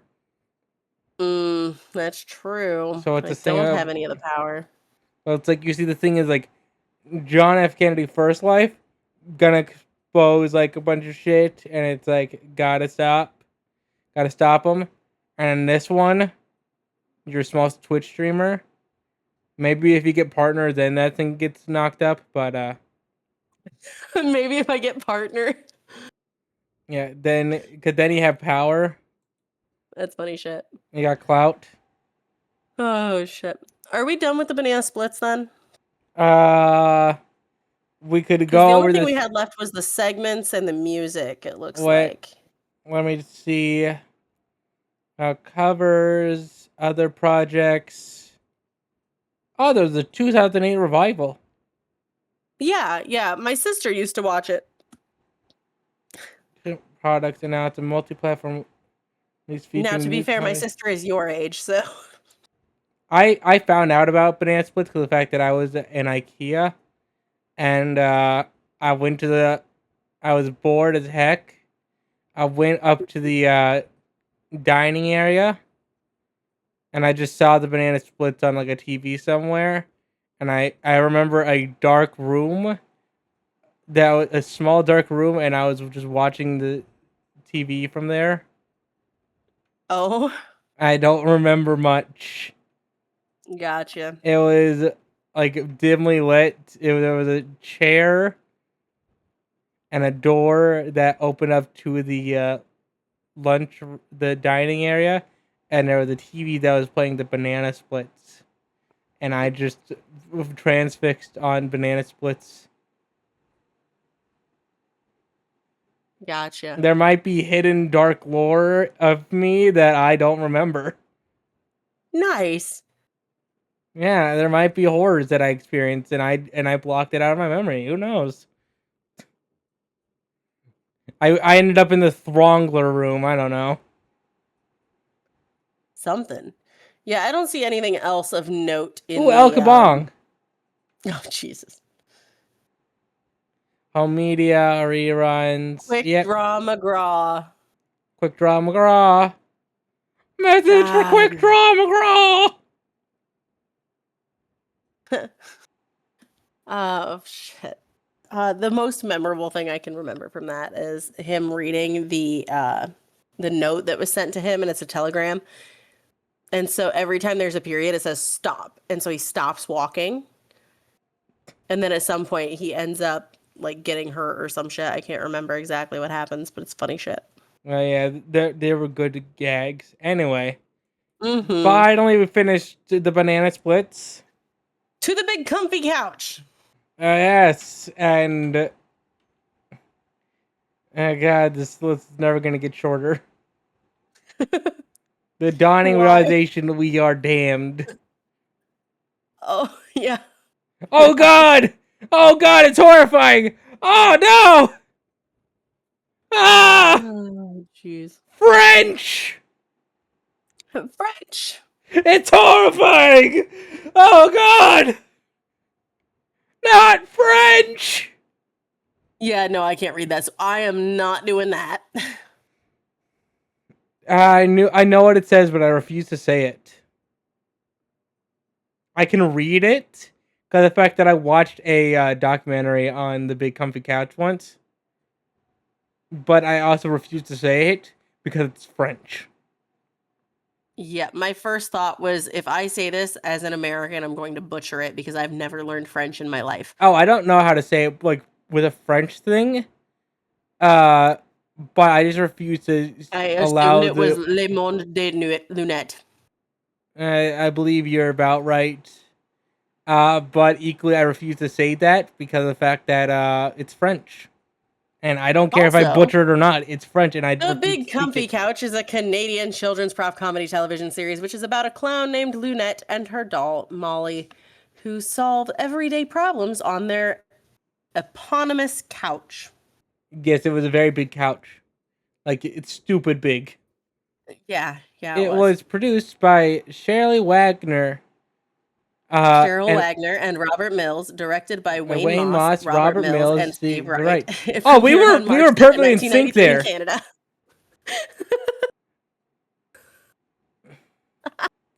We were perfectly in sync, and that's awesome.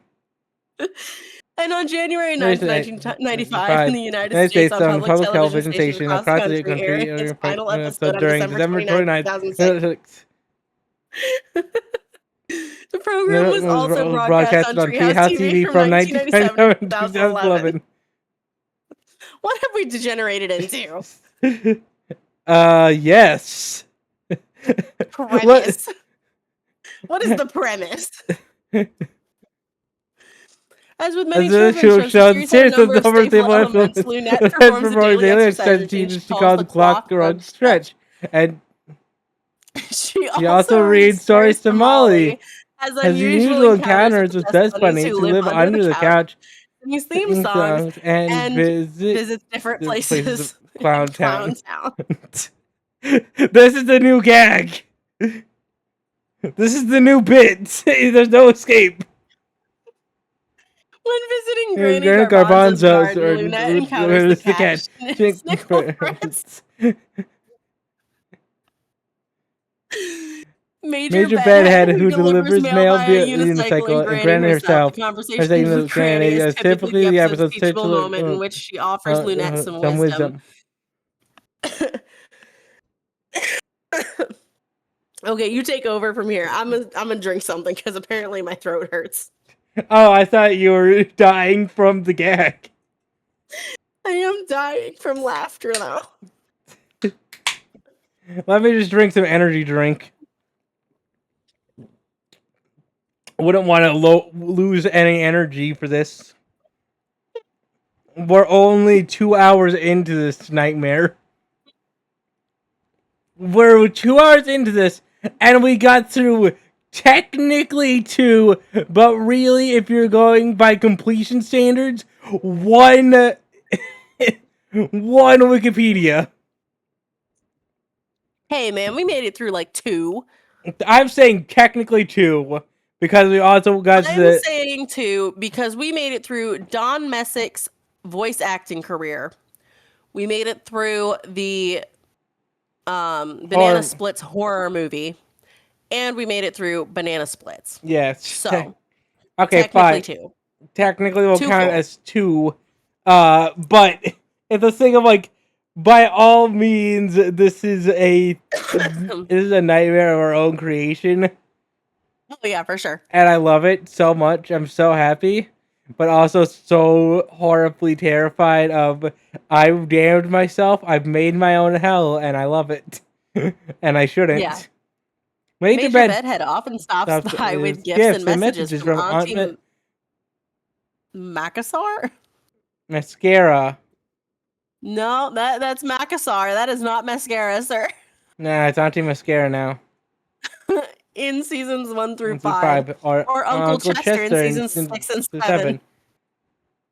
Lunette is a talented dancer and runs Miss Lunette's Dance Academy, where she dances with dolls and animals. Along with simple lessons and problem solving, the show also emphasized imaginative play. From season 7, more fixtures of Clowntown are explored. Granny Garbanzo's Cabbage Club cooking school, Major Bedhead's Clown Cheese Dojo, and dancing school, and the Clownder Garden, where Lunette volunteers and helps teach. This imaginative play was also demonstrated through dress-up games and through Lunette's dollhouse, where imaginary sequences played out involving her doll family, the Foleys. Good lord, that's a mouthful. Do you want me to take the lead and you to follow my speaking this time? I'm gonna be honest with you. I'm not even gonna try to follow your speaking because there is no way. Are you made? I cannot do what you've been doing. It's alrighty. I'm a creature of hidden talents. And some of them will get me court-martialed and executed later. Maybe. Only if you get caught, though. Yeah, they're gonna have to really try. Towards the end of each show, Lunette performs a 10-second tidy to clean up her belongings. All episodes end with Lunette and Molly thanking the viewers and bidding farewell. Often with a reminder of the day's lessons. As they settle in for a nap. The closing credits normally end with and the clown jumped over the moon, an allusion to the Hey Diddle Diddle, with only 2 exceptions being the episode's hiccups, where Lunette hiccups midway in, and the clown hiccups over the moon. The line from season 3 and Gesundheit, where Lunette sneezes chew instead of saying line from season 1. Do you want me? So, how are you liking my new bit? How are you liking my new bit? I apparently have some issues with breathing. The dry air is killing my throat, so I will be taking a quick break. You go ahead and take over at me. Okay, you just want to be in the background? Yeah, I'll be in the background for a hot minute. Alrighty, Lunette portrayed by Allison Court in seasons 1 through 6, and Ramona Gilmore Darling in season 7. is the freckled-faced female lead of the series. She is a young clown living in her doll Molly in their house. Now on the eponymous big comfy couch.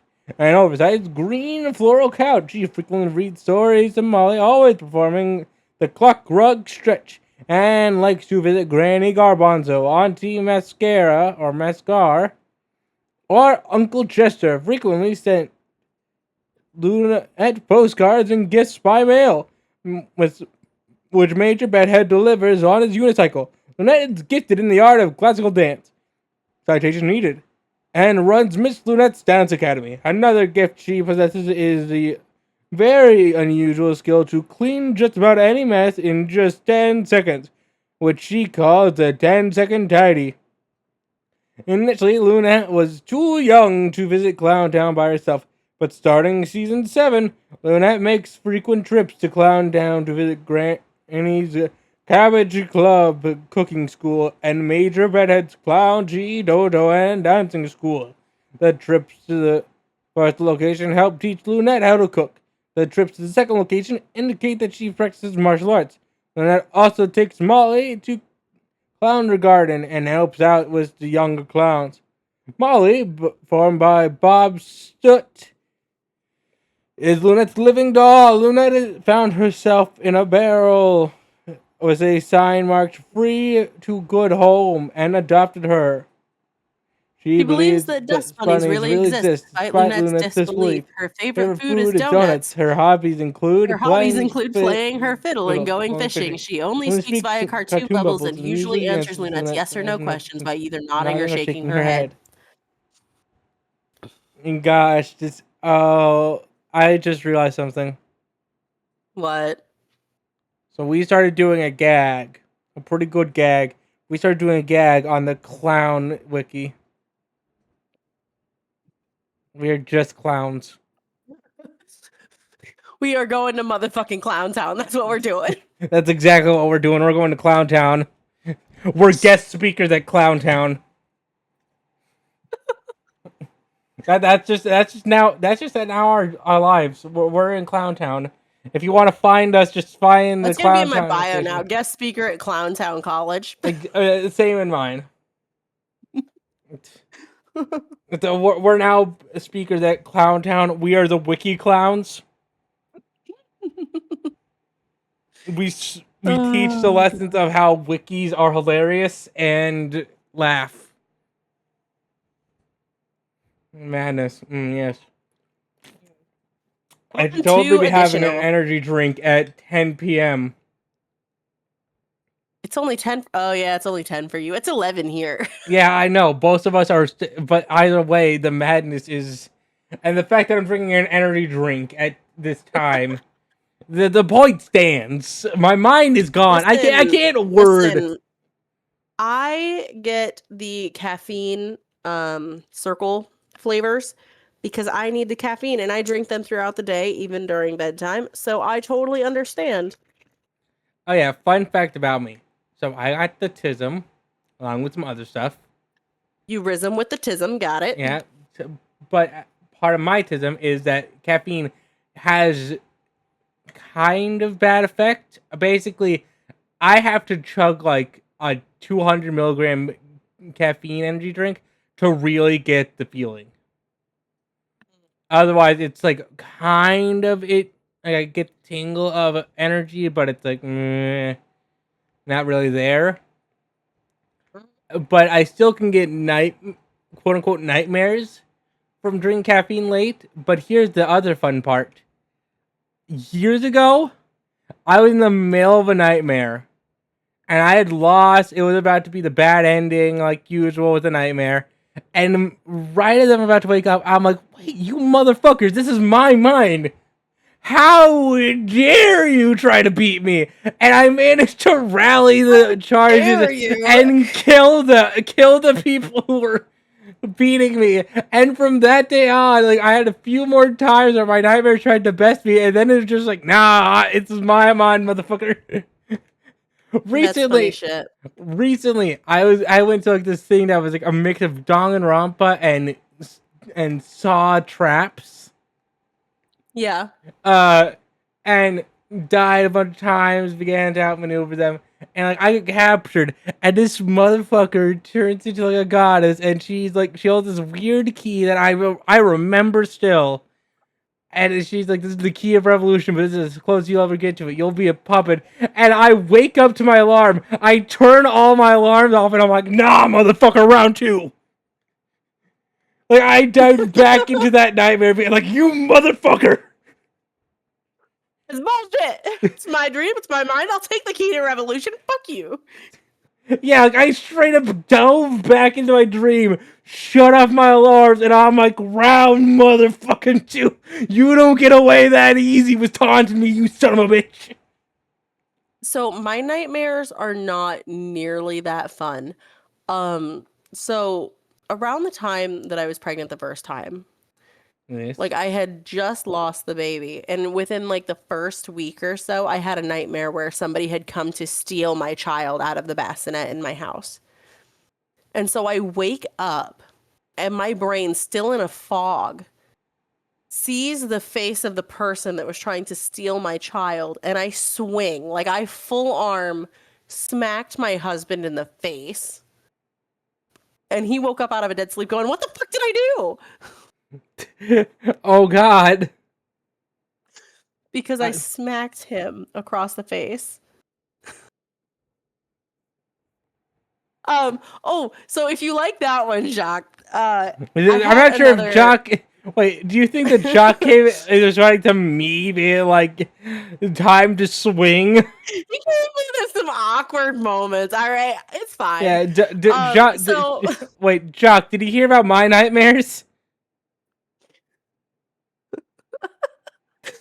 So one of my other nightmares was that somebody had come into the house and was attacking my husband. And so like in my dream, I didn't realize I had fallen asleep. My TV was still on, like my brain had fully made my room and my TV was still on, and I was sitting up with the controller in my hand and I was dozing off, and somebody had opened my door in my dream. And they had started walking in. I said, who are you and what do you want? And they didn't answer. And then they climbed up onto my husband and started punching him. And so, like, they're trying to smother / punch or do whatever else to my husband in my dream. And I hadn't even woken up. I was still sleeping. I was dreaming that I was beating the absolute fuck out of this person. And in all reality, I was sleep punching my husband in the ribs. Ah, damn it, not again. So this reminds me of 2 things. One, a similar story, and the other one is the one time in recent memory that I've woken up in fear. This is the last time I got genuinely scared by I'll start with this one first. So last time I ever get woken up from a nightmare, like genuinely scared. So it's a normal night in my, like a normal dream, pretty calm and stuff. I'm actually going to bed, laying in bed in my dreams. And like, for some fucking reason, I guess because of the fact that I was revisiting an old thing I did, which is like, I would always go to sleep, like back in the day, 4th grade and stuff, I would listen to creepypasta stories and then like run from the terrible idea. Run from the home office into my room at night. So anyway, I'm in bed in my dream. This motherfucker comes into my room with a knife. I reach for one of the glass bottles that I have in my room, in my bed. Don't ask questions about that. I just had a lot of glass bottles in my bed. Okay. Swing, and like Typical I forget 4th grader shit. Got glass bottles everywhere. Don't know why. No, we're back to closer to like 2nd year of college. Maybe. Oh Jesus. And this is and I got the glass bottles in my bed. But they're all soda bottles. They're all soda bottles. I They're swear. like they're glass Sprite bottles. Because of the fact that I don't like beer or any of that shit. I like mead. I mean, mead still comes in glass bottles. No, and it it's delicious. doesn't. I get the good shit that's not in glass bottles. How does yours come in? Like proper, like heavy duty bottles with corks in them. It's still glass, bro. And I don't. If it is, it's like not the normal type of glass bottle. It is like bulky as shit. And Yeah, it's just a thick glass bottle, I'm bro. getting the You still have glass bottles. Fine. Anyway. Fine, fuck you. Anyway, doesn't matter. Point is, so I go for one of those. I forget what exactly happens, but suddenly I'm tumbling out of my bed, my legs tangled in my blankets, and I try to shoot up and hop out of my bed, fall on my face, frantically get my legs untangled. Mind you, I don't really. I either was sleeping in the nude or in my underwear only. I bull charge out of my room, shoulder charge into my parents' room, thinking they're in danger, and had grabbed a golf club that I had near my bed. Charge into my parents' room, and suddenly they just wake up to their door slamming open, and me just standing there holding a golf club, going.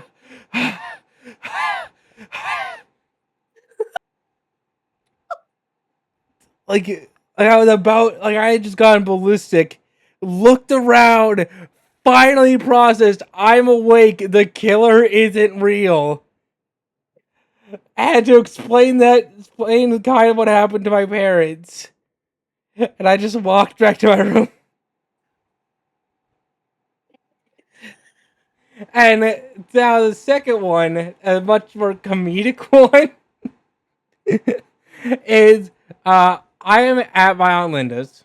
Me and my dad are having to share my cousin Julia's child bed. As in my cousin Julia, she's grown up, and her childhood room had one bed that me and my dad were having to share because they'd packed that house so full. And for some damnable reason, they did this constantly. Anyway, so. Well, yeah, it's not a party until people have to sleep on the floor. Yeah, so anyway, I'm sleeping in the same bed as my dad. And middle of the night, I roll over and like full on closed-fisted backhand him as I roll over. And he just wakes up and like, ow! And apparently my mom had done that a bunch while she was like, either after post surgery or while she was pregnant. So at first he just thinks it's my mom beating the shit out of him while she's asleep again. And it's not, and no, it's just me beating the shit out of him as I'm like.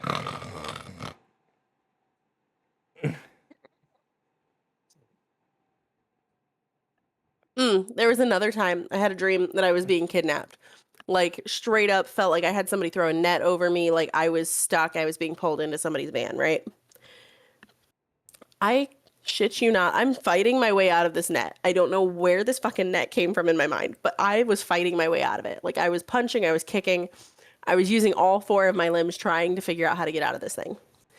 My husband wakes me up by hugging me and holding my arms to my sides because I'm punching and kicking the shit out of him. And he wakes me up and he goes, honey, it's okay. It's okay. No, there's nothing wrong. Nobody's here. You're fine. You're fine. You're fine. Stop. Just stop hurting me. And I was like, I'm hurting you? Wait, what?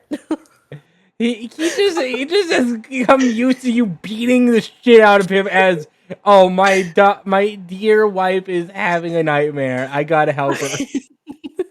Yeah. So it's like once every couple of years, I have this really big nightmare, and it just ends up with him getting fucked up.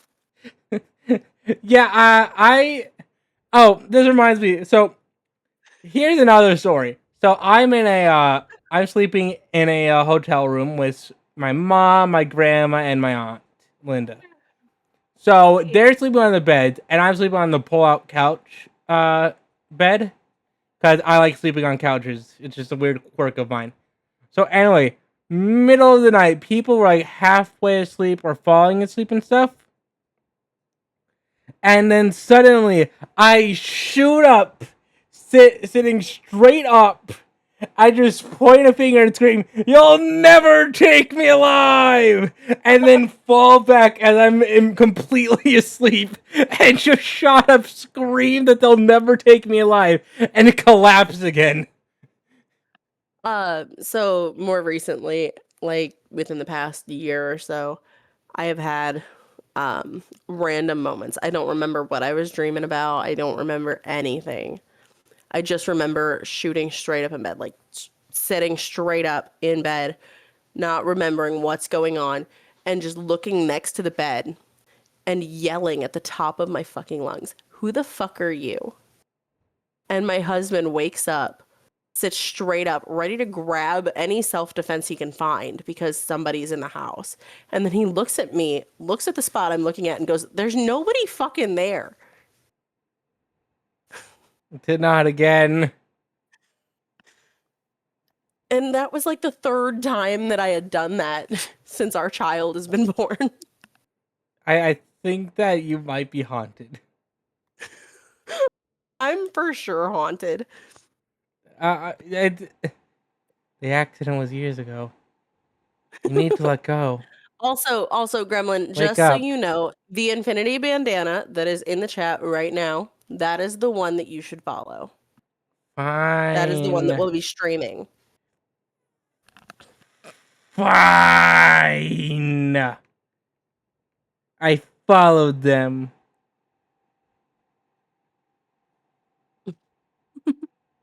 Oh, now the Infinity Bandana is gonna tell us a sleeping story. Meanwhile, I'm gonna try to. I love how we got distracted in the middle of the big comfy couch. We were distracted on us being guest speakers in Clown Town, and now we're here. We started at the bottom and made our way up. We're going back to the. I think we're digging deeper into the bottom. Don't you fucking dare say we're up. We're going deeper. There's no We up. are up. We are up from under the big comfy couch with the dust bunnies. We are now going to Grandma and her, Granny Garbanzo's house. That's where We're going underneath the garbanzo beans.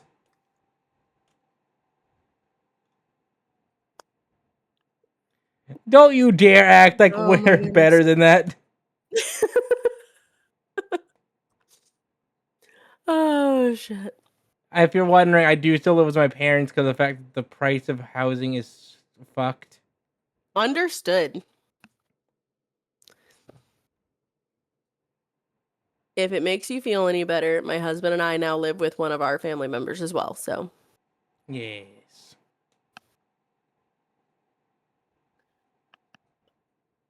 Nothing feels real currently. I'm waiting for Infinity to type a paragraph. That's what it feels like right now. Yeah, currently everything feels not real to me. Like, it feels like the letters I'm looking at are about to start blending together. I'm getting a weird tingly sensation across my arms and stuff. Like, Now, someone's to be drawing an fair, Gremlin, outline. we are only 2 hours and 20 minutes in. Yes. So we haven't wasted too much time on the big comfy couch in Clown Town. Yeah, but we're also only in main characters. We haven't even gotten to the episodes. No, we've made it to additional characters. Right, and then we get to go through, let's see. Production, broadcast, and syndication, and then episodes. All the episodes, and then home media and merchandise. Because it actually looks fun. Why is there such a gap between season 5 and season 6? Because the fact there's an intro. There's a paragraph explaining. And also the gap. I was referring to the years. Oh. Because season 5 was 96, and then season 6 was 2002. Probably something going on. Oh. Something going on. What happened in 97 to 2001? I think Allison Court was coming down with something because this season 6 was her last year. Let me look. Let me go upwards. Allison Court died 2002. Wait, no, she's still alive. It was just her last year. Yeah, so 1993 to 1995 was 4 seasons. Somehow they ended up with season 2 and season 3 in 1994. And then there was a gap between 96 and 2002, and then another gap between 2002 and 2006.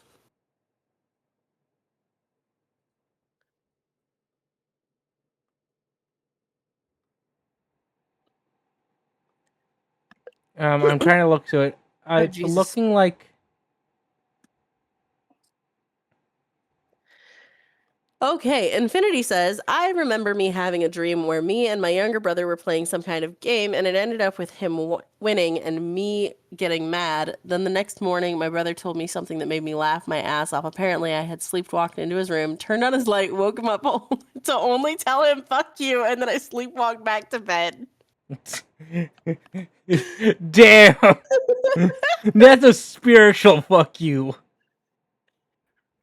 That was an astral plane, fuck you. Oh wait, that reminds me. So apparently, this reminds me of something I did as a child. Apparently, my mom and like one of her, like either one of her sisters or like one of her nieces, like Julia or whatever, or one of them. Mhm. Her and my mom were talking. This is like before I'm even in kindergarten. It's like preliminary, like preschool level. Like I am so damn young. Mhm. And this is like back when I lived in Utah, which I only lived in for like 4 or 5 years. So anyway, they're talking. It's the middle of the night. It's like late at night. Everyone's gone to bed, and suddenly there's this creaking sound, as and Julie gets scared to absolute high heavens, as I just walk, stumbling, sleepwalking child me, just stumbles out of the hallway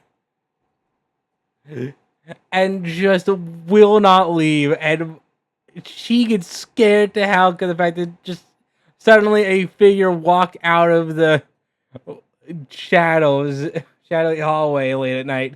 My mom, apparently used to it by now, was like, "Oh, it's Gremlin. Yeah, it's just him. That's normal. That's Time to guide normal. him back to bed."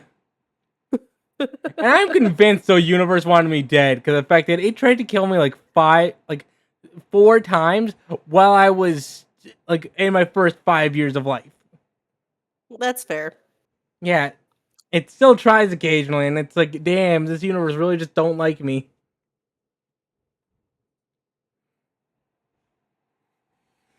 Like it is sending hit squads after me. The universe is like, nah. No, I gotta get rid of this one. It made all of me. I'm like, nah, I'm not done Oh, fucking up the jeez. system. Okay, would you like to get back to where we were in the wiki, or would you like to keep telling stories? And both are tempting. But both are very nice. Okay, at least one more for me. Okay. We're One more fast from you. forwarding to me in preschool. Oh, God. That's not far ahead. There is a kid.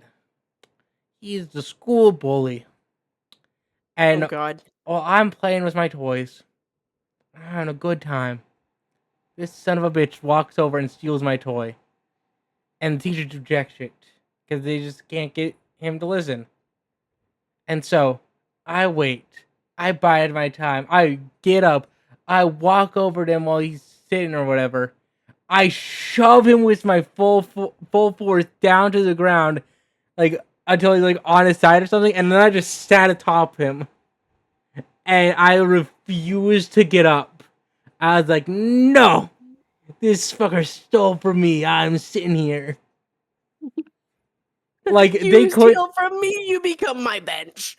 exactly like my parents had to get called because of the fact that I refused to apologize or anything. It's like, nah, this nerd is now my bench. He used my chair for stealing. Listen, it could have been a lot worse. It could have been a lot worse. Like what? The only day that I missed, I literally almost had perfect attendance in preschool. The only day that I missed was because I had, as toddlers do, I had thrown a fit. Like I had had a temper tantrum. and somehow, in my temper tantrum, had ended up falling backwards onto my book bag, which had my yellow Tonka truck in it because it was take something yellow to school day, and I wanted to take my Tonka truck.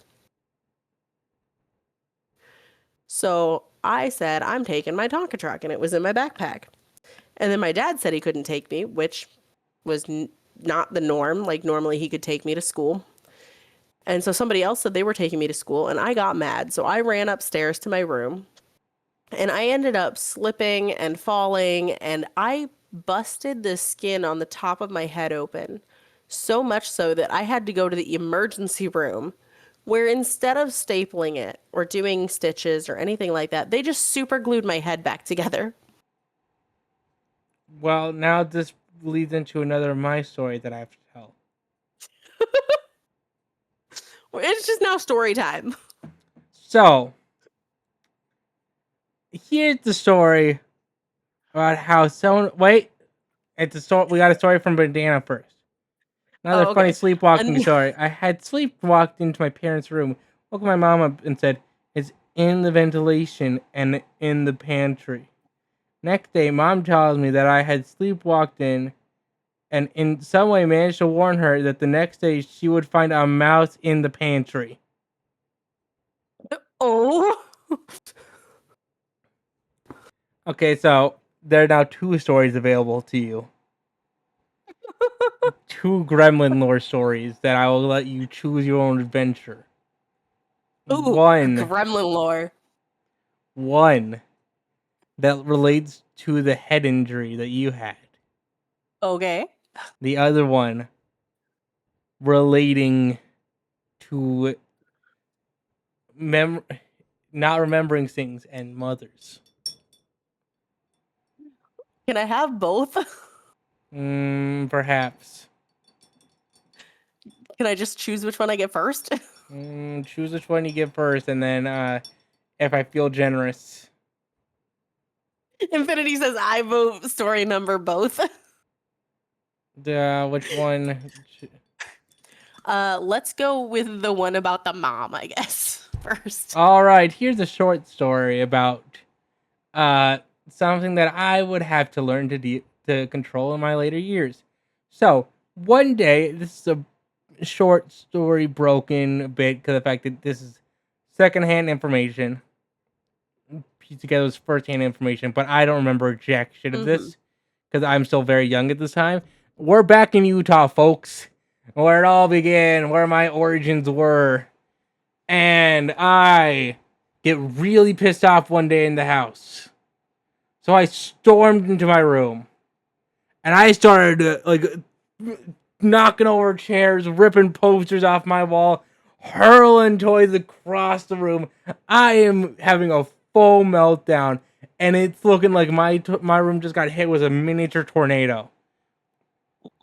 The next thing that I know, apparently, is my mom runs in and she starts holding me, and she is terrified. I think they think that I'm gonna have to go to a mental ward for whatever's going on with my mind and this rage. Next thing that happens is after a while of her holding me and starting to cry, I look up at her. I just go, "Mom, I'm tired." I don't know what the fuck just happened. I completely blacked out. And the next thing I know is, I'm really tired. And I'm in my mom's arms. You probably gave yourself a concussion and scared the shit out of her. Apparently, it wasn't that I gave myself a concussion. I've only had one of those, from what I understand. It might have been a concussion, but from what I understand, supposedly I didn't. But here's the second story. It's another short story. Well, technically, there's two options for this story, different times, but we'll go with. Do you want to go the one in Utah or the one in Texas?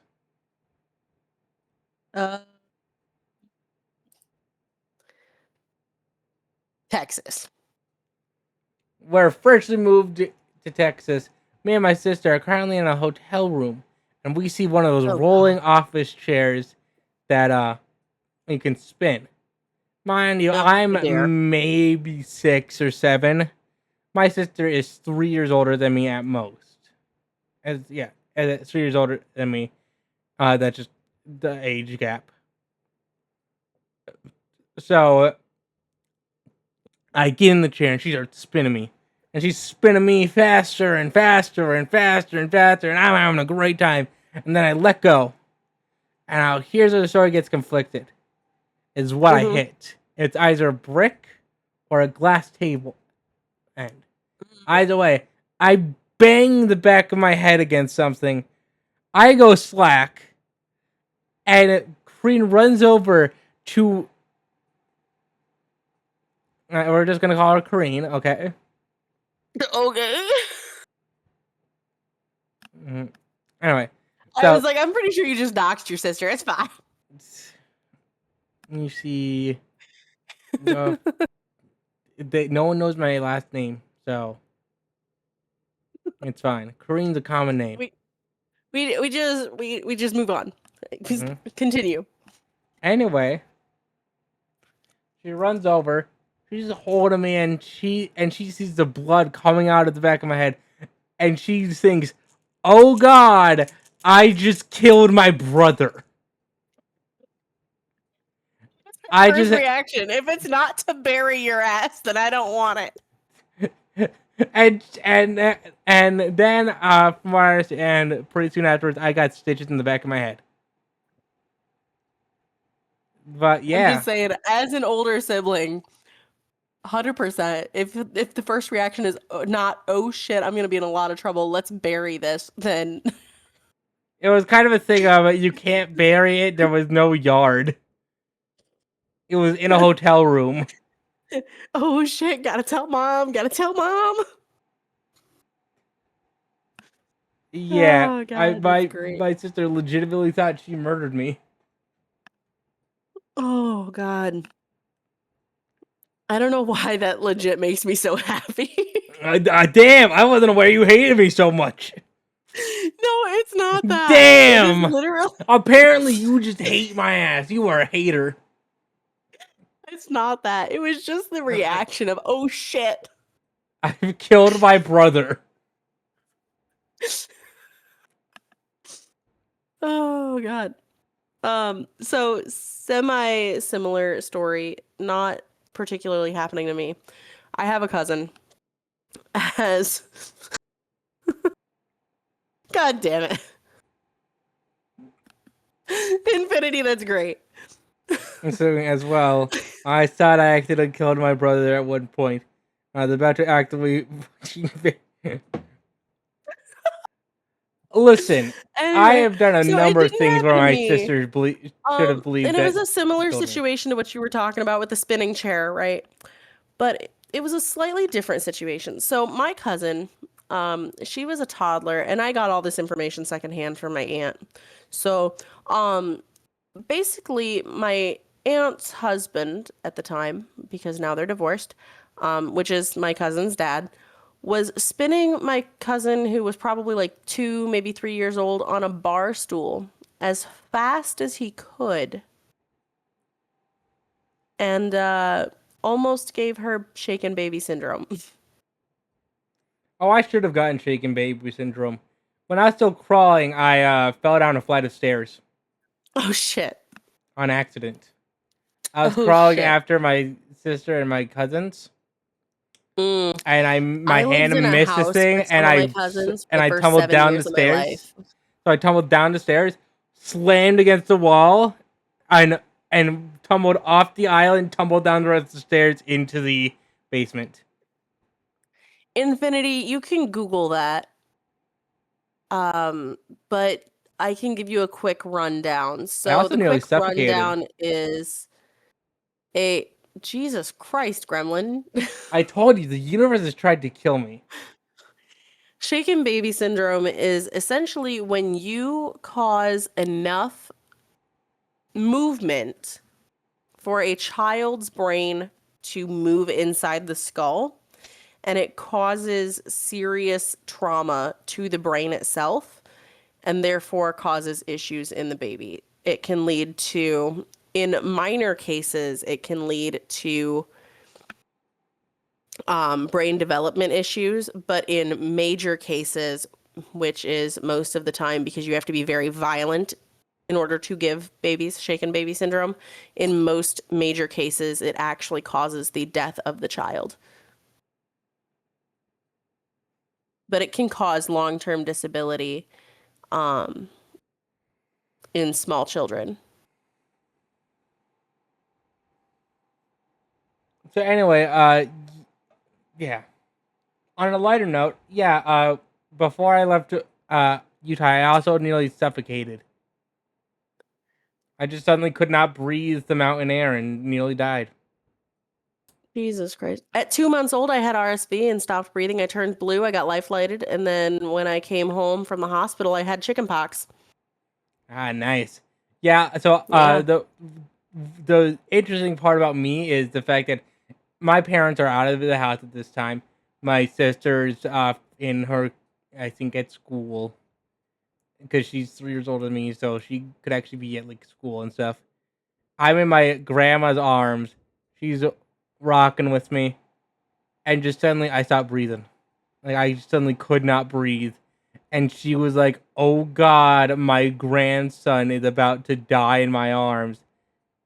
Uh, Yeah, that I end sounds up in specifically like RSV, but I end up in an ambulance, and I think I spent 2 days in the hospital. And then mm, they're like, "Yep." And after that, I had asthma. mm, fun. I now Early do not onset have asthma asthma, is but not great. yeah, Um, but yeah, so when I had RSV, there was actually a higher likelihood that I would die than go home.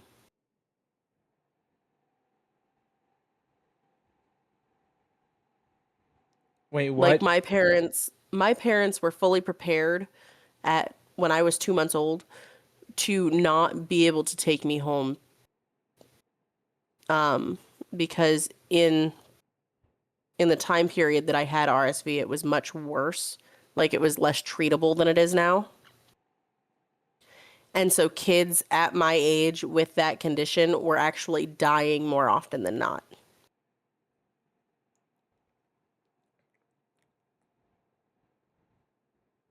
Mm, So at 2 months old, the universe tried to take me away.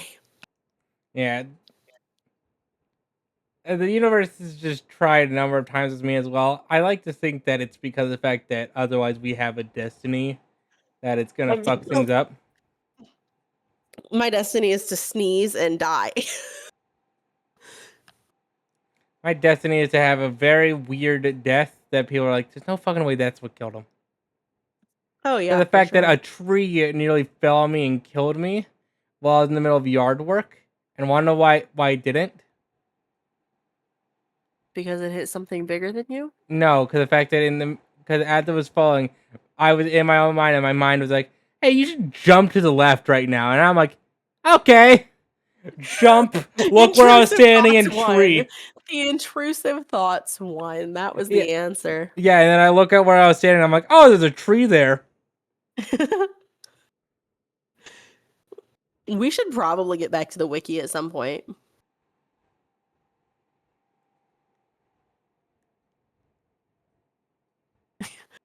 I totally get being accident prone, Infinity. It totally makes sense. And I'm glad that you had good parents. Yeah, my parents were great. I was an autistic asshole, and apparently a grade A manipulator. Oh? Yeah, like they'd have me in therapy and stuff, Mm-hmm. and the therapist would be like, "Oh yeah, Harold." Yeah, fuck it. Today is just the day of that. Today is just that day. Yeah, fuck it. This is a buried VOD now. I'm learning to edit just to undox myself. Okay. But you know what? Also, I had my name in my Twitch account originally and on my Discord for the longest time, even while I was going as Big Gremlin. Only recently changed it, so it's kind of a. Well, I'm gonna be honest with you. I don't think anyone can find you with the vague information that we have. That's great to hear. Anyway, so Therapist said this guy.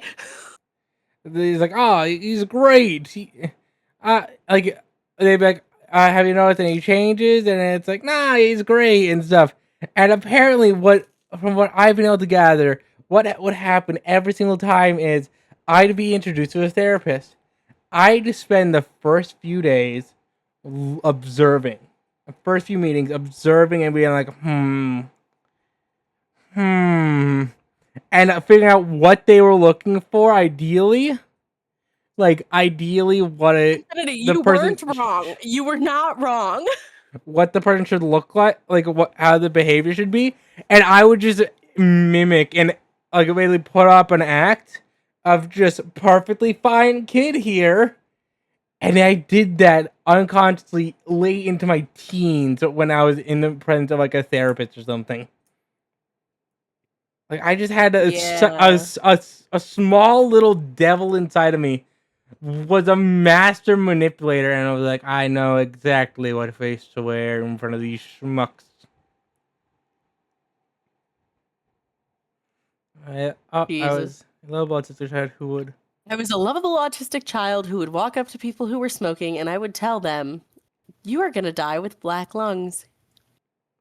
Again, you are not wrong. Oh wait, that reminds me of something that I did as an autistic kid. Oh God. So we're never getting back to the wiki. Oh, you're gonna die from this one. So, but I'm not ready to die. Well, too bad. Or get ready. So I'm a wee Hold on, lad. let me take a drink before I die. Okay. Okay, I'm ready. So I was a wee lad. We're back in Utah age. So I'm visiting Yellowstone. And I have to use the bathroom. So I go over to the bathroom, and there's one stall, and it's currently occupied. So I have all the options. I had ran here before my parents even got into that room, and I just slid under the stall, and I was like, "You gotta leave. I need to use the bathroom." And the guy who was in the middle of using the bathroom was like, "Oh, hey, I haven't seen you in a while." And so I started chatting with this guy, and it turns out, and my parents get in, they're mortified that I'm just chatting with the guy who's using the bathroom. And I'm like, "Yeah, it was nice meeting you. Now leave. I need to use the bathroom." And it was the doctor who had delivered me.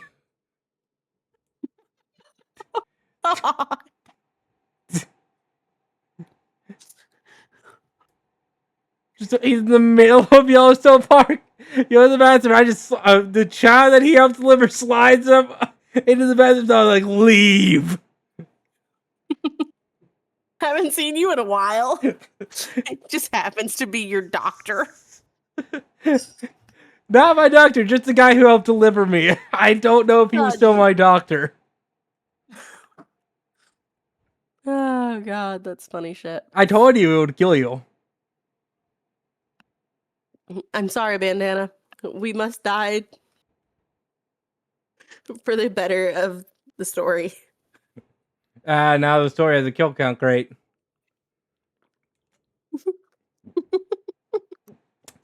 I've said I'm a menace. Ew. I'd love to hear a funny dad story. This is story time now. It's story time now. We'll get to the wiki later. I guess we'll get back to the wiki at some point. Goal is we finish the big comfy couch before the end of the stream. Perfect. A perfect answer.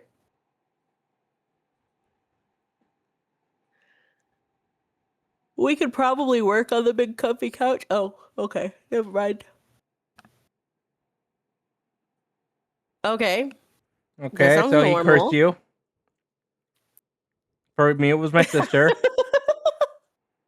You know what how my sister introduced me to anime?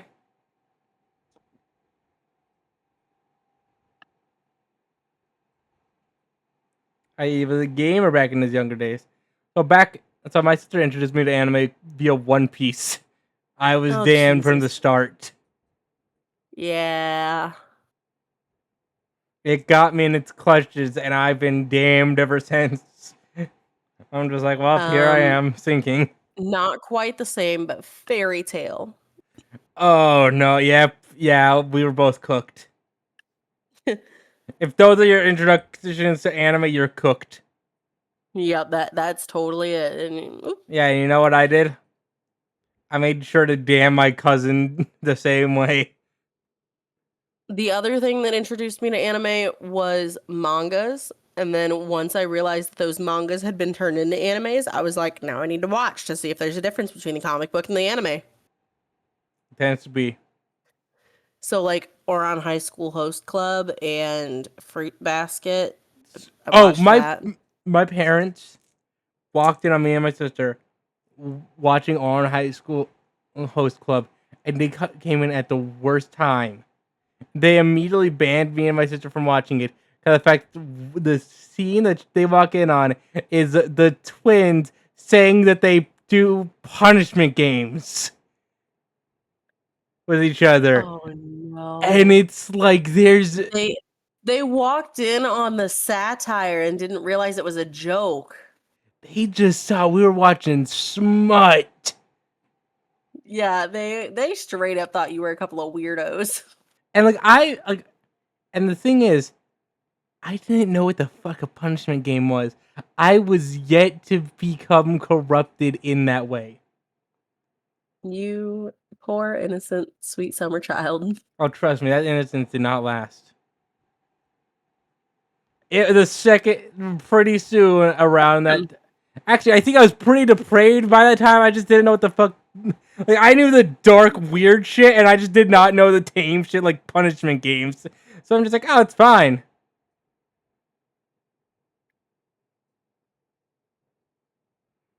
Jeez.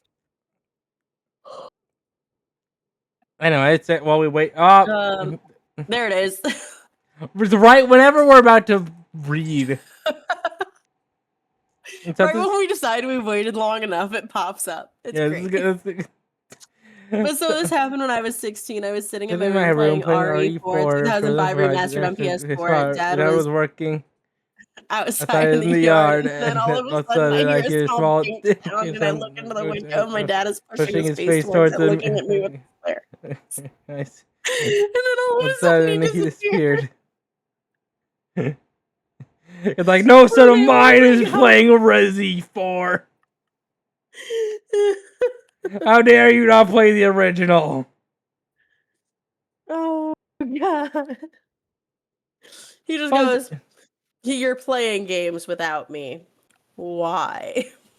how dare you? Fuzzy performed by Bob Schultz and Wuzzy performed by Robert Mills are twin dust bunnies who live under the big comfy couch. Only Molly is aware of their existence, much to Lunette's annoyance, and she always does her best to protect them so she can play with them. The two dust bunnies sometimes find things that get under the couch. When they do, they play with those objects, and after a while, they throw it or push it back out from under the couch. Fuzzy has gray bunny ears, and Wuzzy has brown bunny ears. Both of them speak in high-pitched voices. Okay, we have more of the story. Just to come slamming my door open as he yells, "Miho, give me the fucking controller. I will show you how to play this." And I see during the span of 5 hours speedrun Resident Evil 4 on the highest difficulty. Damn, he was like, how dare you be mid? He just had to He show goes, you up "How dare you be immediately. mediocre?" My son will play on the expert or higher. No exceptions. He was just indignant. Damn. He was infuriated that you would dare play on normal. He's like, "I know this motherfucker ain't playing on the right difficulty. I'ma go show him." That zombie did not kill him in one hit. How dare he? Yeah. He can actually The take a hit Foley from the bosses. family, Andy Unacceptable. portrayed by Fred Stinson, Jim portrayed by Johnny Lawson, and Eileen portrayed by Jackie Harris. Wait, in wait, seasons more 1 and story. 2 and He also looked at me at the end, and he actually just said, "Get good." It was. We were right. Get good, scrub. He really just had to. He came in and was like, "I have to show you, my son. I am infuriated that you would dare play on anything but the hardest."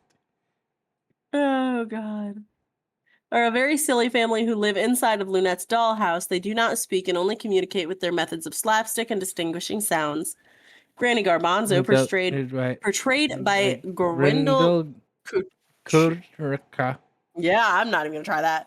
Is Lunette's Kutlika. Russian accented Grandmother. grandmother and Next next door door neighbor neighbor. who loves That's her and her, Molly dearly. dearly. She comes from That's the the old country. Granny And also really likes likes growing things in her garden, and and she lives inside a gypsy wagon with Snickle Fritz, her cat. Her name is derived from the garbanzo bean. In Knit 1, Twirl 2, and Upside Down Clown, it's indirectly revealed her given name is Donya. Snickle Fritz, performed by Bob Stutt, is come on, read it. So I can. Is Granny's He's a mischievous mischievous cat. He likes He to play lots of pranks on the others. and Sometimes tries to out get of at it. Getting flea bats. The name Snickle Fritz comes from slang German culture. Major Bedhead, portrayed by Fred Stinson, is the local clown courier who makes deliveries to people all over Clowntown, including Lunette from her Auntie Macassar or Uncle Chester. He can be quite goofy at times and a bit clumsy. He also dislikes lying and being dishonest. He usually makes his deliveries while riding a unicycle, though sometimes he will ride something else, such as a little car or a bicycle. I'm gonna keep just mimicking you. This is the new gag for this thing. At least until we get to the TV episodes. At least until we get to the episodes? Okay, yeah. I can handle that. Auntie Macassar, portrayed by Tabora Johnson, is Lunette's traveling aunt who likes to make an entrance whenever she visits. Her name is upon the word Auntie Macassar. Oh. An antimacassar is a small cloth placed over the backs or arms of chairs or the head of cushions of sofa to prevent soiling of the permanent fabric underneath. The name also refers to the cloth flap collar on a sailor's shirt or top used to keep macassar oil off the uniform. Clear mascara. I don't know what you're talking about. wait, we got more from Infinity Bandana. Oh. Funny shit isn't even that. The funnier part is that he managed to do that while the controls are completely different from what he was used to. So not only did he speedrun it, but he also did it while learning the controls on the fly while playing the game on the highest difficulty. Yes, indeed. So yes, I indeed felt that get good that he said to me. It cut deep. God damn. He basically turned on and he basically like, all right, inverted controls, inverted everything. Dude literally hit God mode and said, let's go. Highest difficulty, Mach 2. Haven't played in a hot minute, don't have a warm-up. Let's fucking go. And just clears it, speed runs out, and you're like, huh? I wasn't aware I was that trash. A close friend of Granny's who lives in Clowntown as a traveling repairman. Uncle Chester, portrayed by Edward Knuckles, is Lunette's traveling uncle who appears in the show's last two seasons, replacing Auntie Macassar. It was played the day after that. Oh, how did you put him in his place? You let him watch you die 1,000 times. That's the answer. That's what I would have done. Yeah, it's gotta be something. Production. The show was originally produced by Radical Sheep Productions, with what would later be known as Owl Television or Owl Communications, the publishers of Owl Magazine. and and Canadian Children's Television Network, YTV, with a run of 65 episodes.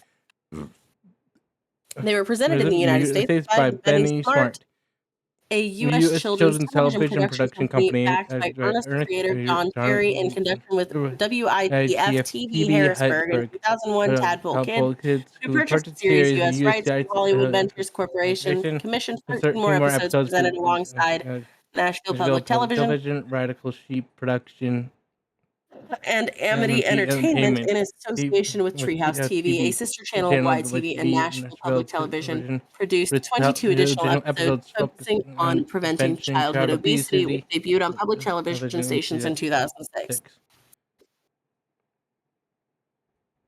You did not finish it. Oh no, I was turning to read chat. Oh.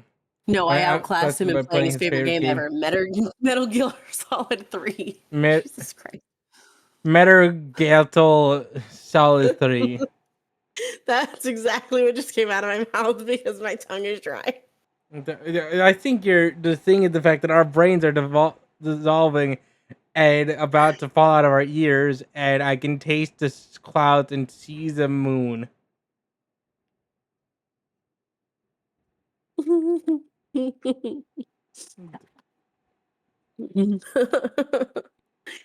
I'm going to eat a bandana of infinity. Thank you so much. I appreciate you playing Bang for 0 bits. The what? Who? What? The jump scare. Oh, someone jump scared you. Yeah. The Blue Reaper. Yeah, Blue Reaper comes in and they usually play one of my free sounds that I have going. And that is their announcement.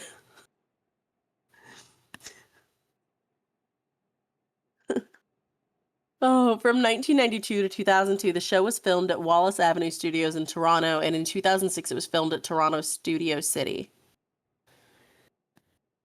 What's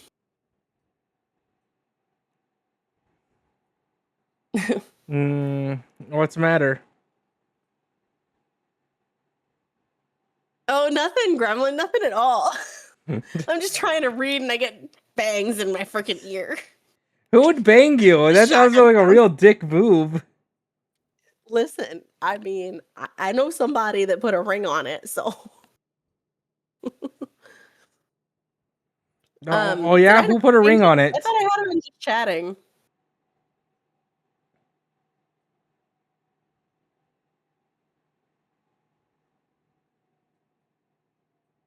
This is a new Fortnite game mode. Just chatting. Let me double check. Nah, you definitely have it on. Which one are you talking about? Delulu? Because I have not. I've tried Delulu, but I cannot manage it. If you're talking about Blitz, Blitz is good, but it lags a lot. You know, I don't know what you're talking about because of the fact that I just don't play Fortnite. I just don't play that game. I played it once and I was like, man, I am not having fun. Oh, yeah, I haven't started it up since the update yesterday, so I'll have to open it up and check it out. Ooh, and I proceeded to do the fastest run of MGS3, the exact same speedrun that I, in fact, uploaded to a certain site to be put as number 8 in the world for speedrunning the game. My dad's face after he saw it was fucking hilarious. Yeah, no, I haven't seen any of the new stuff from the update because I just haven't opened the game today. But yeah, we are currently reading through wiki pages, discussing them, and then getting sidetracked for conversation. Oh, wait, I gotta follow. Wait, someone followed me and I missed it. I gotta go into mod view. Yeah, I gotta pull up Stream Manager. We gotta thank them. Yeah. Infinity Bandana also followed me 30 minutes ago and I didn't see. Oh, God. Infinity, thank you for following Gremlin. We love you. And now the Blue Reaper this minute. Blue Reaper, thank you. There's 2 people. Oh, God. I missed them earlier. What the fuck? Gremlin, please accept my community. They love you. No. Oh God, no, not love. No, I do evil, not love. Oh God. We send him into the stratosphere with all of the love.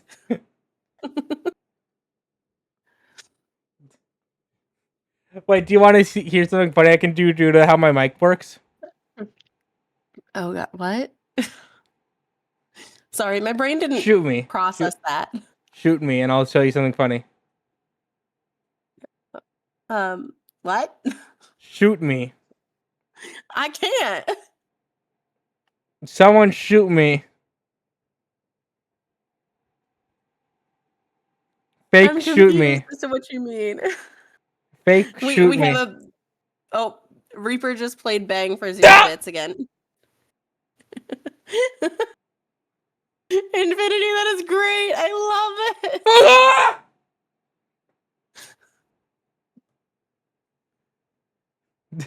If you heard my voice, it can fade due to the fact that the further I get. That's beautiful. What is that gun?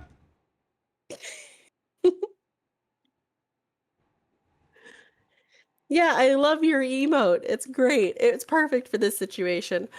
Gremlin, are we gonna get through this today? That's completely up to God at this point, not us. Broadcast and syndication. That's the section we have to read before we get to episodes. Yeah, and then this we is have a and fuck ton of episodes. Like this is where 65 I'm gonna be episodes. mimicking you, and then we're gonna go through the rest of the stuff because of the fact that the merchandise and stuff looked interesting. Okay. Get reading, and I'll be mimicking you. Hold on. You know this is how it has to be. Thanks, Reaper, for playing the coffin dance.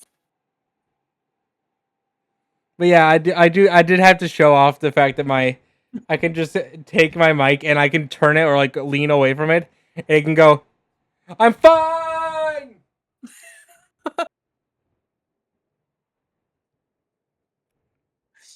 Hey, wait, this is a clip. Just having a freaking party, and then all of a sudden, bang.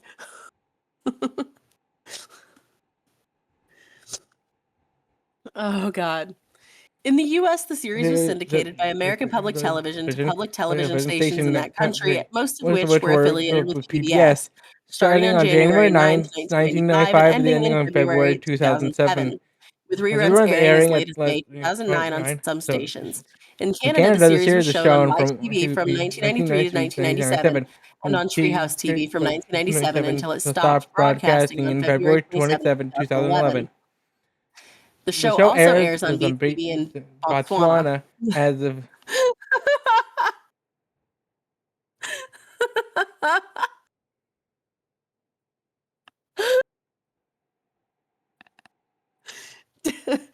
Jeez. Wait, after the string, it was one of my. What do you mean? Do you mean that I'm one of y'all's favorite streamers now? I'm flattered. It must be what it means. My ego definitely isn't just overriding whatever you're saying. Sure, whatever. I don't care at this point. No, if I'm your favorite streamer now. I'm one of your favorite streamers now, Blue. That's just what it is. I'm so popular. It's great. My ego. It's fueled by its narcissism. 2023, all episodes can be viewed and streamed on Amazon Prime, Vudu, Tubi, and FilmRise app, and YouTube. From September 1st, 1997 to 2001, the French language dub was aired on Canal Famille in Quebec, on TF1 in France. In the Middle East, the show was also dubbed in Hebrew, which aired on the Hop channel in Israel. Turkish, which aired on TRT1 and Yumakak TV in Turkey. The Spanish language dub aired on Nickelodeon, MGM channel, Unicable, Canal 5, and Galavision in Latin America and La Primera in Spain. Wait, they said something. So before but after the string, this one was my favorite streamer at Mrs. Smiley. Sorry, Gremlin, I won. Nope. I'm now Miss Smiley. Oh, okay. Let me know how that goes for you. I've absorbed my been ego. rickrolled. You are now part of the collective. Gremlin. I am being rickrolled right now. This. You are being rickrolled as you are consumed into the collective. Jesus. Okay, now we're on to episodes. If you would like to take that over, Gremlin. Sure. Just one moment. One moment. I am being rickrolled and loved in my chat. I'm sorry.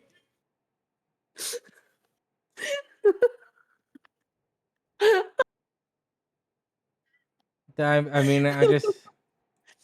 Thank you, Gremlin. I appreciate you sending out the 0 bits.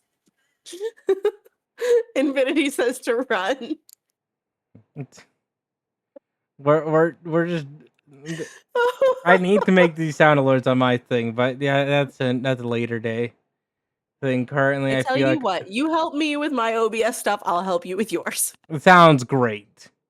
We're gonna learn together.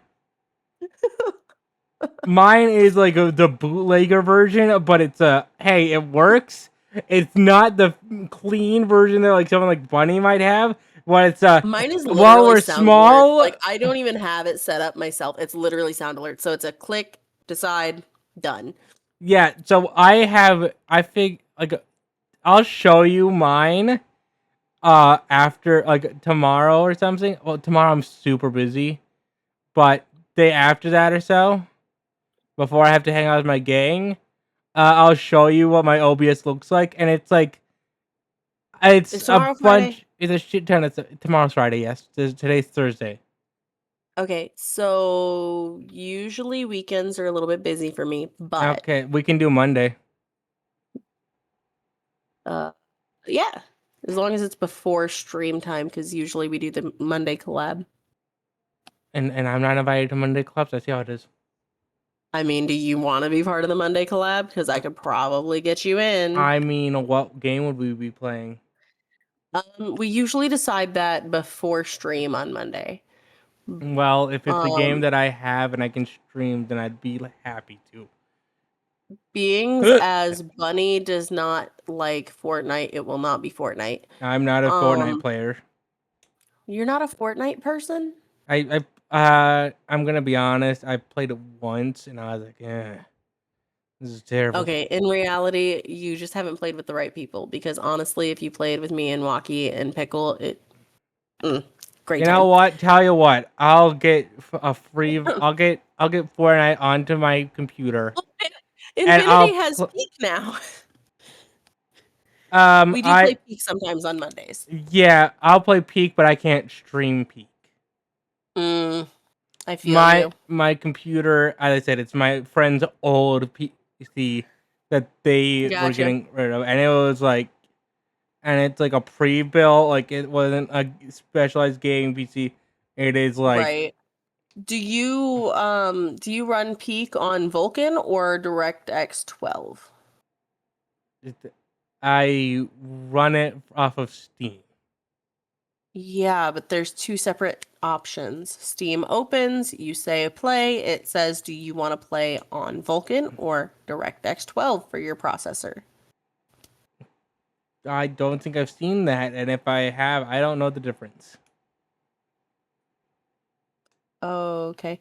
Vulkan tends to run a little bit better on older PCs usually. Okay, I'll keep that in mind. That's all. It's a whole situation, but. And as far as the Fortnite thing goes, Infinity, I use my Switch and a capture card. My PC does not run Fortnite and stream at the same time. So here's my plan with Fortnite. I'm gonna play it on my Xbox, and I can stream my Xbox screen onto my PC and stream that. Yeah, that'd totally work.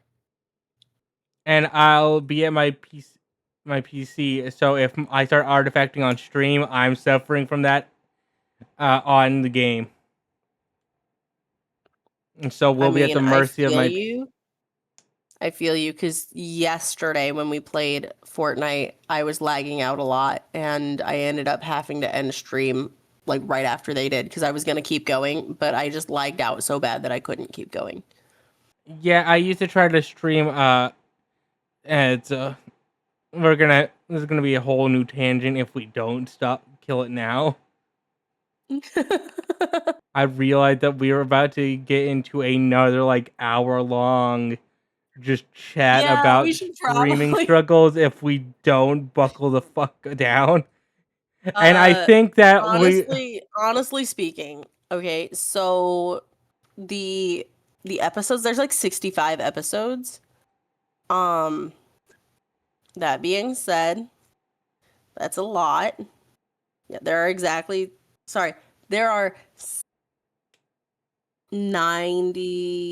episodes. 100 episodes. Mm-hmm.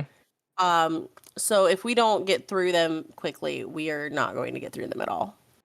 Yes, that's what I'm saying. We got to start getting through this stuff because the fact that it's gonna get to 12 on my end, and I got a lunch meeting and then I got to hang out with a friend, and then I stream, and I'm gonna be playing a new horror game, and it's like Friday. That's everything I have to do Friday, not including like actually having to do like self-care stuff, like showering and finally getting around to laundry. I've been forgetting to do it for 2 weeks now.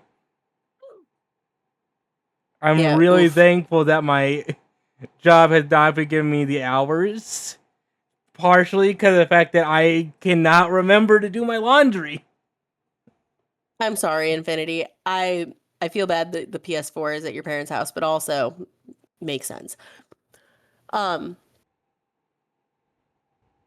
also would like to point out that it is 12 o'clock on my end, and I still have to function tomorrow because I have to take my kid to a field trip for co-op tomorrow. Yeah, it's almost 12 on my time. That's why it's like... And that's at 10 a.m., so do you want to just do half of these and then call it? Like another 30 minutes? Yeah, we can do that. Well, you can do it for another like... hour or so, and then... Yeah, we'll do another half hour, and then we'll just both wrap up. Yeah. So it Sounds good to me. It's about 12:30 your time, 11:30 my time, and we're both like, all right, we've done enough. Yeah. 3.5 hours of losing our fucking minds. Do you want to like do this regularly on Thursdays, by the way? Yeah. Alrighty. I'd be happy to do that because these are a blast for me, and it's really nice being out to stream with people. Mm-hmm. Makes me happy. I agree. So, title: Pie in the Sky, Light of the Feather. Oh, dear Lord. Maya and Lunette discover heavy and light. Heavy attack, light attack, light attack. Stop spamming low kick, you cheap bastard.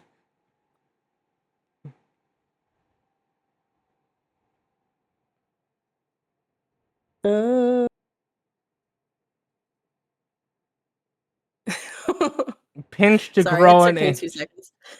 Pinch to grow an inch, and little people have big feelings too. You know, for some reason this feels very familiar. Like the first one is what all of us dream, and then little people have big feelings too. Is what me, you, Bunny, and the rest of us short motherfuckers deal with. Yeah. I'm too tiny for all these emotions. Lunette throws a party for her. Later, they learn about measuring. Yay! All aboard for bed. Lunette tells about the time when she and Molly couldn't get to sleep very well. Insomnia. Knit 1, twirl 2.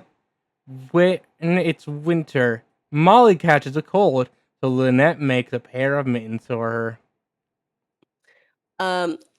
I'm gonna guess that the role you gave me is mom. Smiley, should I tell you what I gave you in DC? Yeah, so the role is mom. You know, I've actually been roped into a weird Twitch family as well. And you know what role I was given? Big brother? No, the weird uncle. Just like the weird uncle that comes in during a family reunion, smoke like a drink and something. It's like, all right, today I'm gonna teach you the ins and outs of magical tax evasion. Yeah, no. So, It as just Infinity throws said, you like it a is in reference PS4, to a and it's like, conversation we had. When me and Infinity first had conversation, it was in Bunny's chat, and he was refusing to go to bed. So I told him to go to bed, and Bunny had mentioned that I am stream mom or that I am friend group mom to some effect. And so now Infinita is like, fine, mom, I'll go to bed. nice. So now I'm mom. That's nice. Yeah. So the story for me and being a weird uncle is kind of similar. This is probably gonna be the story that kills the stream at this point. But so I'm in my friend Sandy Witch is her name. I'm in her stream, and me and this person, War Machine, we're chatting, and it brings up the fact that like in Sandy's community, she and her husband Skulls are the adopted children of this person, Mystic Prisms and Dash of Nerd. Okay. And their adopted child is Peach. So, in this thing, we're discussing people, and me and War Machine are like wondering who we are in this. And I'm labeled the weird uncle. And basically we agree it's like that weird aunt or uncle that appears during family reunions with like a vodka aunt or something. And they're like, all right, little Timmy, today I'm gonna teach you the ins and outs of tax evasion and how to get one over on people. And that War Machine was my child. So not only did I become a father, I'm a single father with a missing wife. War Machine is my child who became a president. And I am just a weird uncle. Who am I related to? God knows. It is like the Addams family. Oh, that's funny shit. Yeah. We're only going to get to season 1 at this rate. Mm-hmm. But you know what? That's just what these streams are about. Oh, yeah, for sure. But 2.5 is not bad for getting through the wikis. Yeah, that's a pretty solid rate. Let's see. We're past the knit one twirl 2. Oh, right. Molly catches a cold, so Lunette makes a pair of mittens for her. Solid plans. Upsy downsy day and privacy please. Molly gets a balloon from Lunette, but it flies away. Later, Major Bedhead, Granny, and Lunette play circus. Flippy floppy fun. Molly flops on the floor and Lunette is in a floppy mood. What the fuck is a floppy mood? No, I want to know now. Oh, something fishy around here. Patience, Molly. Lunette and Molly pretend to be fish. No, pretend to fish. Not to be fish. To fish. I prefer to fish. To be fish. Scrub a dub, squeaky clean. There is a mess of toilet paper all over the couch, so Major Bedhead, Granny, and Lunette make a fun cleanup routine. Red light, green light. Lunette and Molly learn about stoplights and when they go for a drive. What? Gesundheit. How do you have a license and not know stoplights? Concerning. Good question. Yeah. Ping pong polka. I keep my promises. Lunette is very energetic after doing a nice clock rug stretch, but unfortunately, she's too energetic to read Molly a story. Funny faces. Lunette and Molly learn about feelings after the gang watches a movie about Granny's family in the old country. For some reason, I just imagined a full-on like street gang of clowns just visit the big comfy couch and are just like crying like, it's okay, boss. They're watching a movie about Granny's family in the old country. It makes you wonder. Yeah, I don't want. Oh wait. Instead, I am the weird Swedish uncle who has, for some reason, done more than his short life of 23 years. In his short life of 23 years, than what some 80-year-olds have done during their whole lifetime, and he's just so many stupid stories. So it feels like me and Infinity Bandana are two of the same cloth. Of Yeah, you are two peas in a pod. just like I have a list of stories where it's like I should be dead and I shouldn't have done this stuff, and it's like counterpoint, live a little, bitch. Yeah. Snug as a bug, bugs and hugs. Lunette and Molly discover nature by learning how a caterpillar turns into a butterfly. Later, Lunette reads a story about a bee. Oh, we might actually get through season 2. My God. We are reading wikis about stupid children's shows. Right now, we are talking about The Big Comfy Couch, and we're reading off the titles of the episodes and the synopsis of the episodes. Who are you saying that to? I'm talking to the roommate. Oh, your roommate. Yeah. I wasn't aware you had one. They just come in Yeah. wondering why you're laughing So incessantly so late. The Big Comfy Couch, and then we have the Labyrinth movie from 1986. Yeah. And then we have The Den, which is a TV program of some sort, and then Snorks. Snorks is on the list. Inspector Gadget, the animated series, is on the list. Lidsville, Fun and Fancy Yeah. Free, and Treehouse TV. Oh, Fun and Fancy Free and Treehouse TV are also on the list, apparently. Oh, did he forget Inspector Gadget and Lidsville? Oh, I forgot Lidsville. I forgot to say Lidsville was on the list. Yeah, suggested by one of my chatters, Prime. Yeah, we've already discussed David the Gnome and Banana Hip Hop Split. Harry and Banana Splits and There's HR a- Puffin stuff. Oh yeah, I feel like there's others, but You the have no most idea who that is, do memorable you? one is David the Gnome. No, it's from the 60s. I will show you later.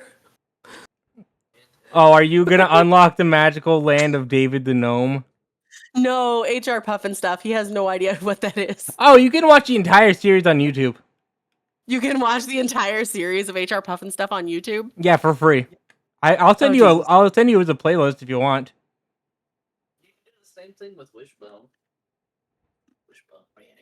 Wishbone? What the fuck is Wishbone? What? You Fuck. never watched Wishbone? Wait, that sounds familiar. Wait 1 second.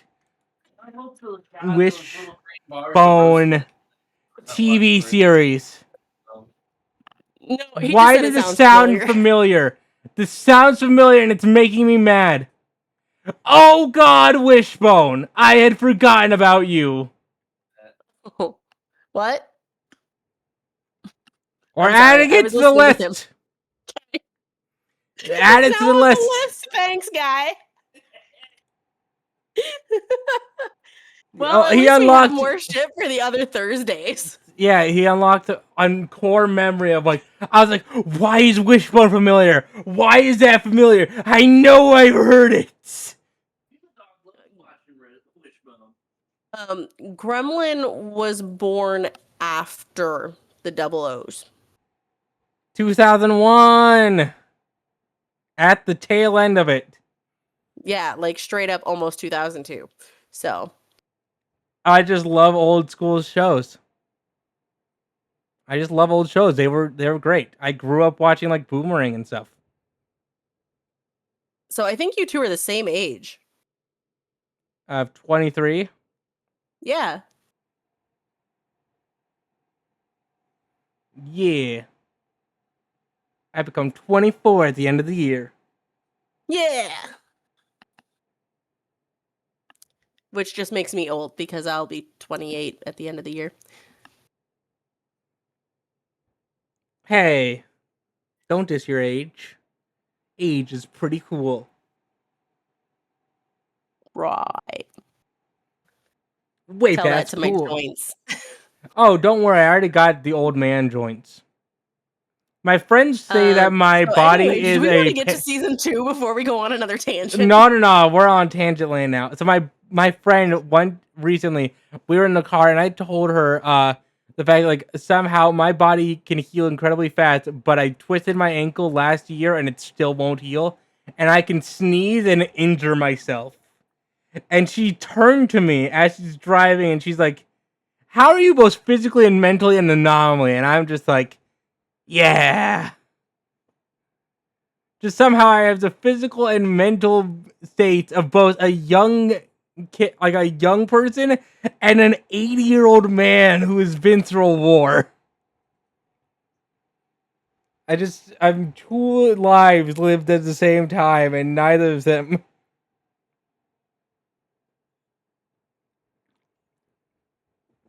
Yeah, Jeez. I have there's a reason why I say I don't want to live past 50, because if my stats continue to deteriorate the way they have, I'm going to reach the age of 80 and be like, "God, kill me.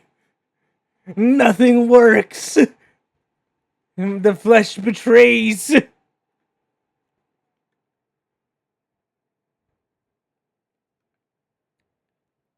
Alright, season 2.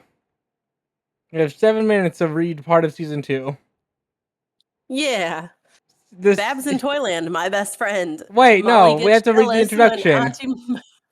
God This damn it. season was produced in 1993. The theme music had the same rooster sound, chime sound, chime sound, and boing gong sound. A large painting of someone is now hanging on Lunette's wall to the upper right next to the Pee-wee's couch, and Playhouse is terrible. garden wall to Granny's garden is added. All dance academy shows are now and are announced by Fred Simpson. Snicker Fritz also debuts in the season. Auntie Mescare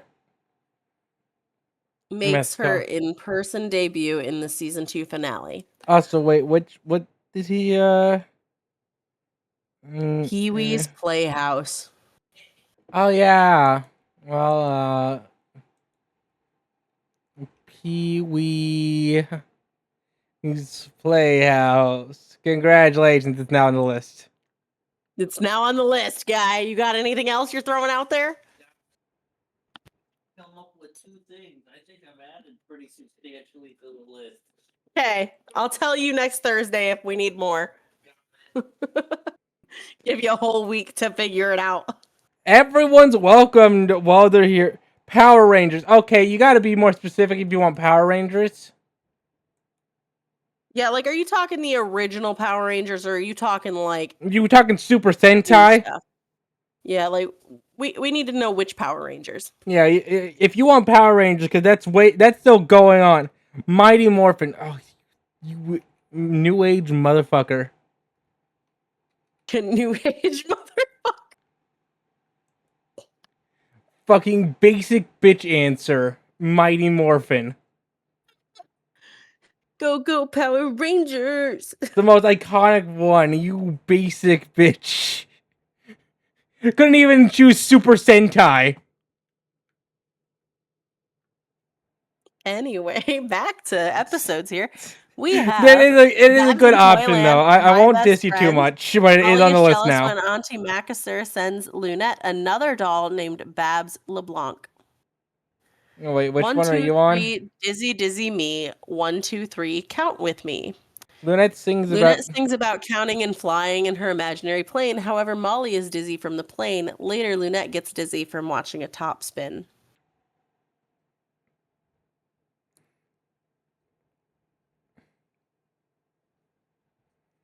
I'm just letting Bandana know that they have been acknowledged and they are now fine. Oh, okay. Would you like to do episode 3 in season 2? Yes, I'll do the next few, and well, to round out. Ultraman. Okay, well, yeah, Ultraman is definitely being added when we're done here. Oh, good lord, I'm gonna have a migraine. So anyway, don't worry, I'll send you a screenshot of what we're working with before the start of next time. Wobbly. Lunette is angry and in a bad mood when she finds a wobbly toy duck.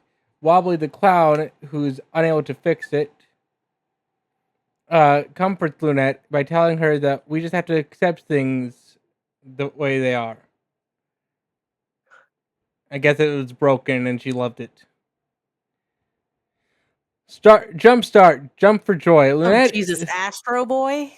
jumping mood. Old classic Astro Boy. You know what? That is old enough. We will allow it. I looked at Mighty Morphin. It is old enough that it does fit the time frame for most of these.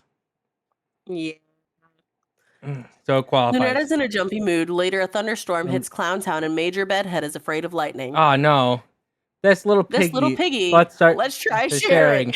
Lunette becomes greedy because she's amazed to find out how many coins are in her piggy bank.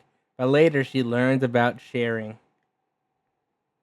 Wait. I don't like that one because first off, that's yo piggy bank. That's yo money. Yeah. We ain't sharing money. Juggling the jitters. Lunette gets the jitters about her juggling debut. Hoopla. Lunette searches for her lost ball. Later, she, Granny, and Major Bedhead play with a hula hoop from Auntie Macassar. Also, Hoopla is a library app now. Also, whenever I hear Hoopla, all I can hear is the sound bit from SpongeBob. Hoopla! It's playing in my head over and over, and I'm just like, gosh, that's wrong not side leaving of me the for a while. couch. Lunette has woken up on the wrong side of the couch and is in a bad mood. I feel good. Lunette and Molly learn about feeling good about themselves and play the what if game. Later, Lunette, Granny, and Major Bedhead exercise, and Lunette reads the tale of the ugly duckling. Boomerang. Tricks can be tricky. Oh shit. Lunette is in a foolish mood and plays tricks on the others. Oh. Even I'm a fool now. Make it snappy. Lunette is in a total rush. Meanwhile, Major Bedhead is dressed as a cowboy clown. There's an interesting history about cowboy clowns. Molly and Lunette make rude noises, but they learn that there is a time to be rude and a time to be nice. I'm glad that they do acknowledge that there's a time to be rude. Feast of Fools, manners for Molly. Molly learns about table manners before the gang have a huge dinner party. Alrighty, we're gonna pause it there. I've taken a picture, and Bandana, your suggestions have been taken a picture of. They will all be on the list next Thursday, along with the fact that we completed up to here. But let's get to the stream ending tab, and we will select who we raid. Do you have somebody you specifically would like to raid? Because I'm down for whatever. No, but I'll quickly just look at raid browser, grab a name of someone I'm following, I think. Okay. And then just let me know. I'll give you the name. Figure moderate size, or at least someone I recognize, and I'm like, yeah, they're good peeps. Because they're people who I've followed recently, and people. First off, Infinity, we did this to ourselves. This is not an issue. We did this to ourselves. We love what we're doing. As for sidetracking, totally fine. We do that too. That's part of the beauty of this. We want you to sidetrack us. That is why we're in just chatting. That is completely it. We're in just chatting because we like to be sidetracked. We like to just talk. So no need to be sorry. We love you. We appreciate your suggestions. They have been added to the list, and now our list grows. Our list will never get shorter. It will only grow. The number we started with, that's the shortest it's going to be. So I have a few options. One is the person playing the card shop simulator thingy. Another one is playing Goblin Cleanup. You just pick somebody and we will go. I'm giving you options. We got Silent Hill player. We got someone playing Silent Hill. Who the fuck is this person. I don't remember following this person. You're like, hey, wait a minute. I'm gonna have to check them out later to double check that they are chill. There's this really small streamer called Smiley that I just saw. Yeah. I'm sure she's gonna be on for a few hours. Oh yeah, for sure. uh, We could raid Sexy Dexy.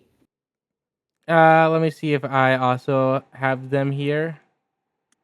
Oh, we do They share are that. currently playing Blueprints. So I was thinking either that person or the Goblin Cleanup. I'm pretty sure this. I think I remember this person's pretty chill. Okay. I mean, we can do whatever. I'm just trying to figure it out.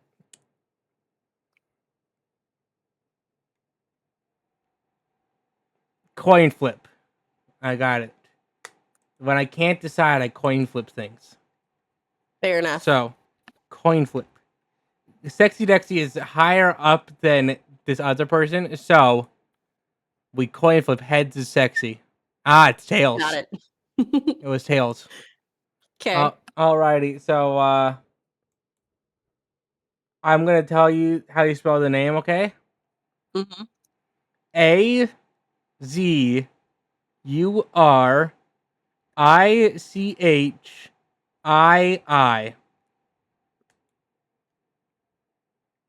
Okay. Is that it? Yes. AZURICHII.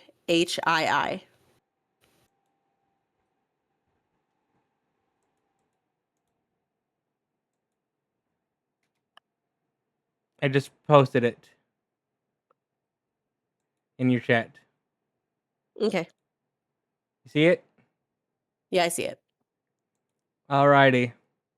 Do you want to say goodbye to our chat together? Yeah.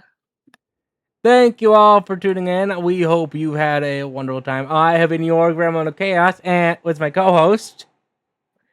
I am Mrs. Smiley. I am proud to be your stream mom, and I appreciate you for popping in. Hope you have a good time. Please be kind to who we're sending you to. I do not want to butcher their name. So remember, follow, they're free, and spread the love. Yes, and from your weird Uncle Gremlin, keep it wild and have fun in life, because we never know how short it's going to be.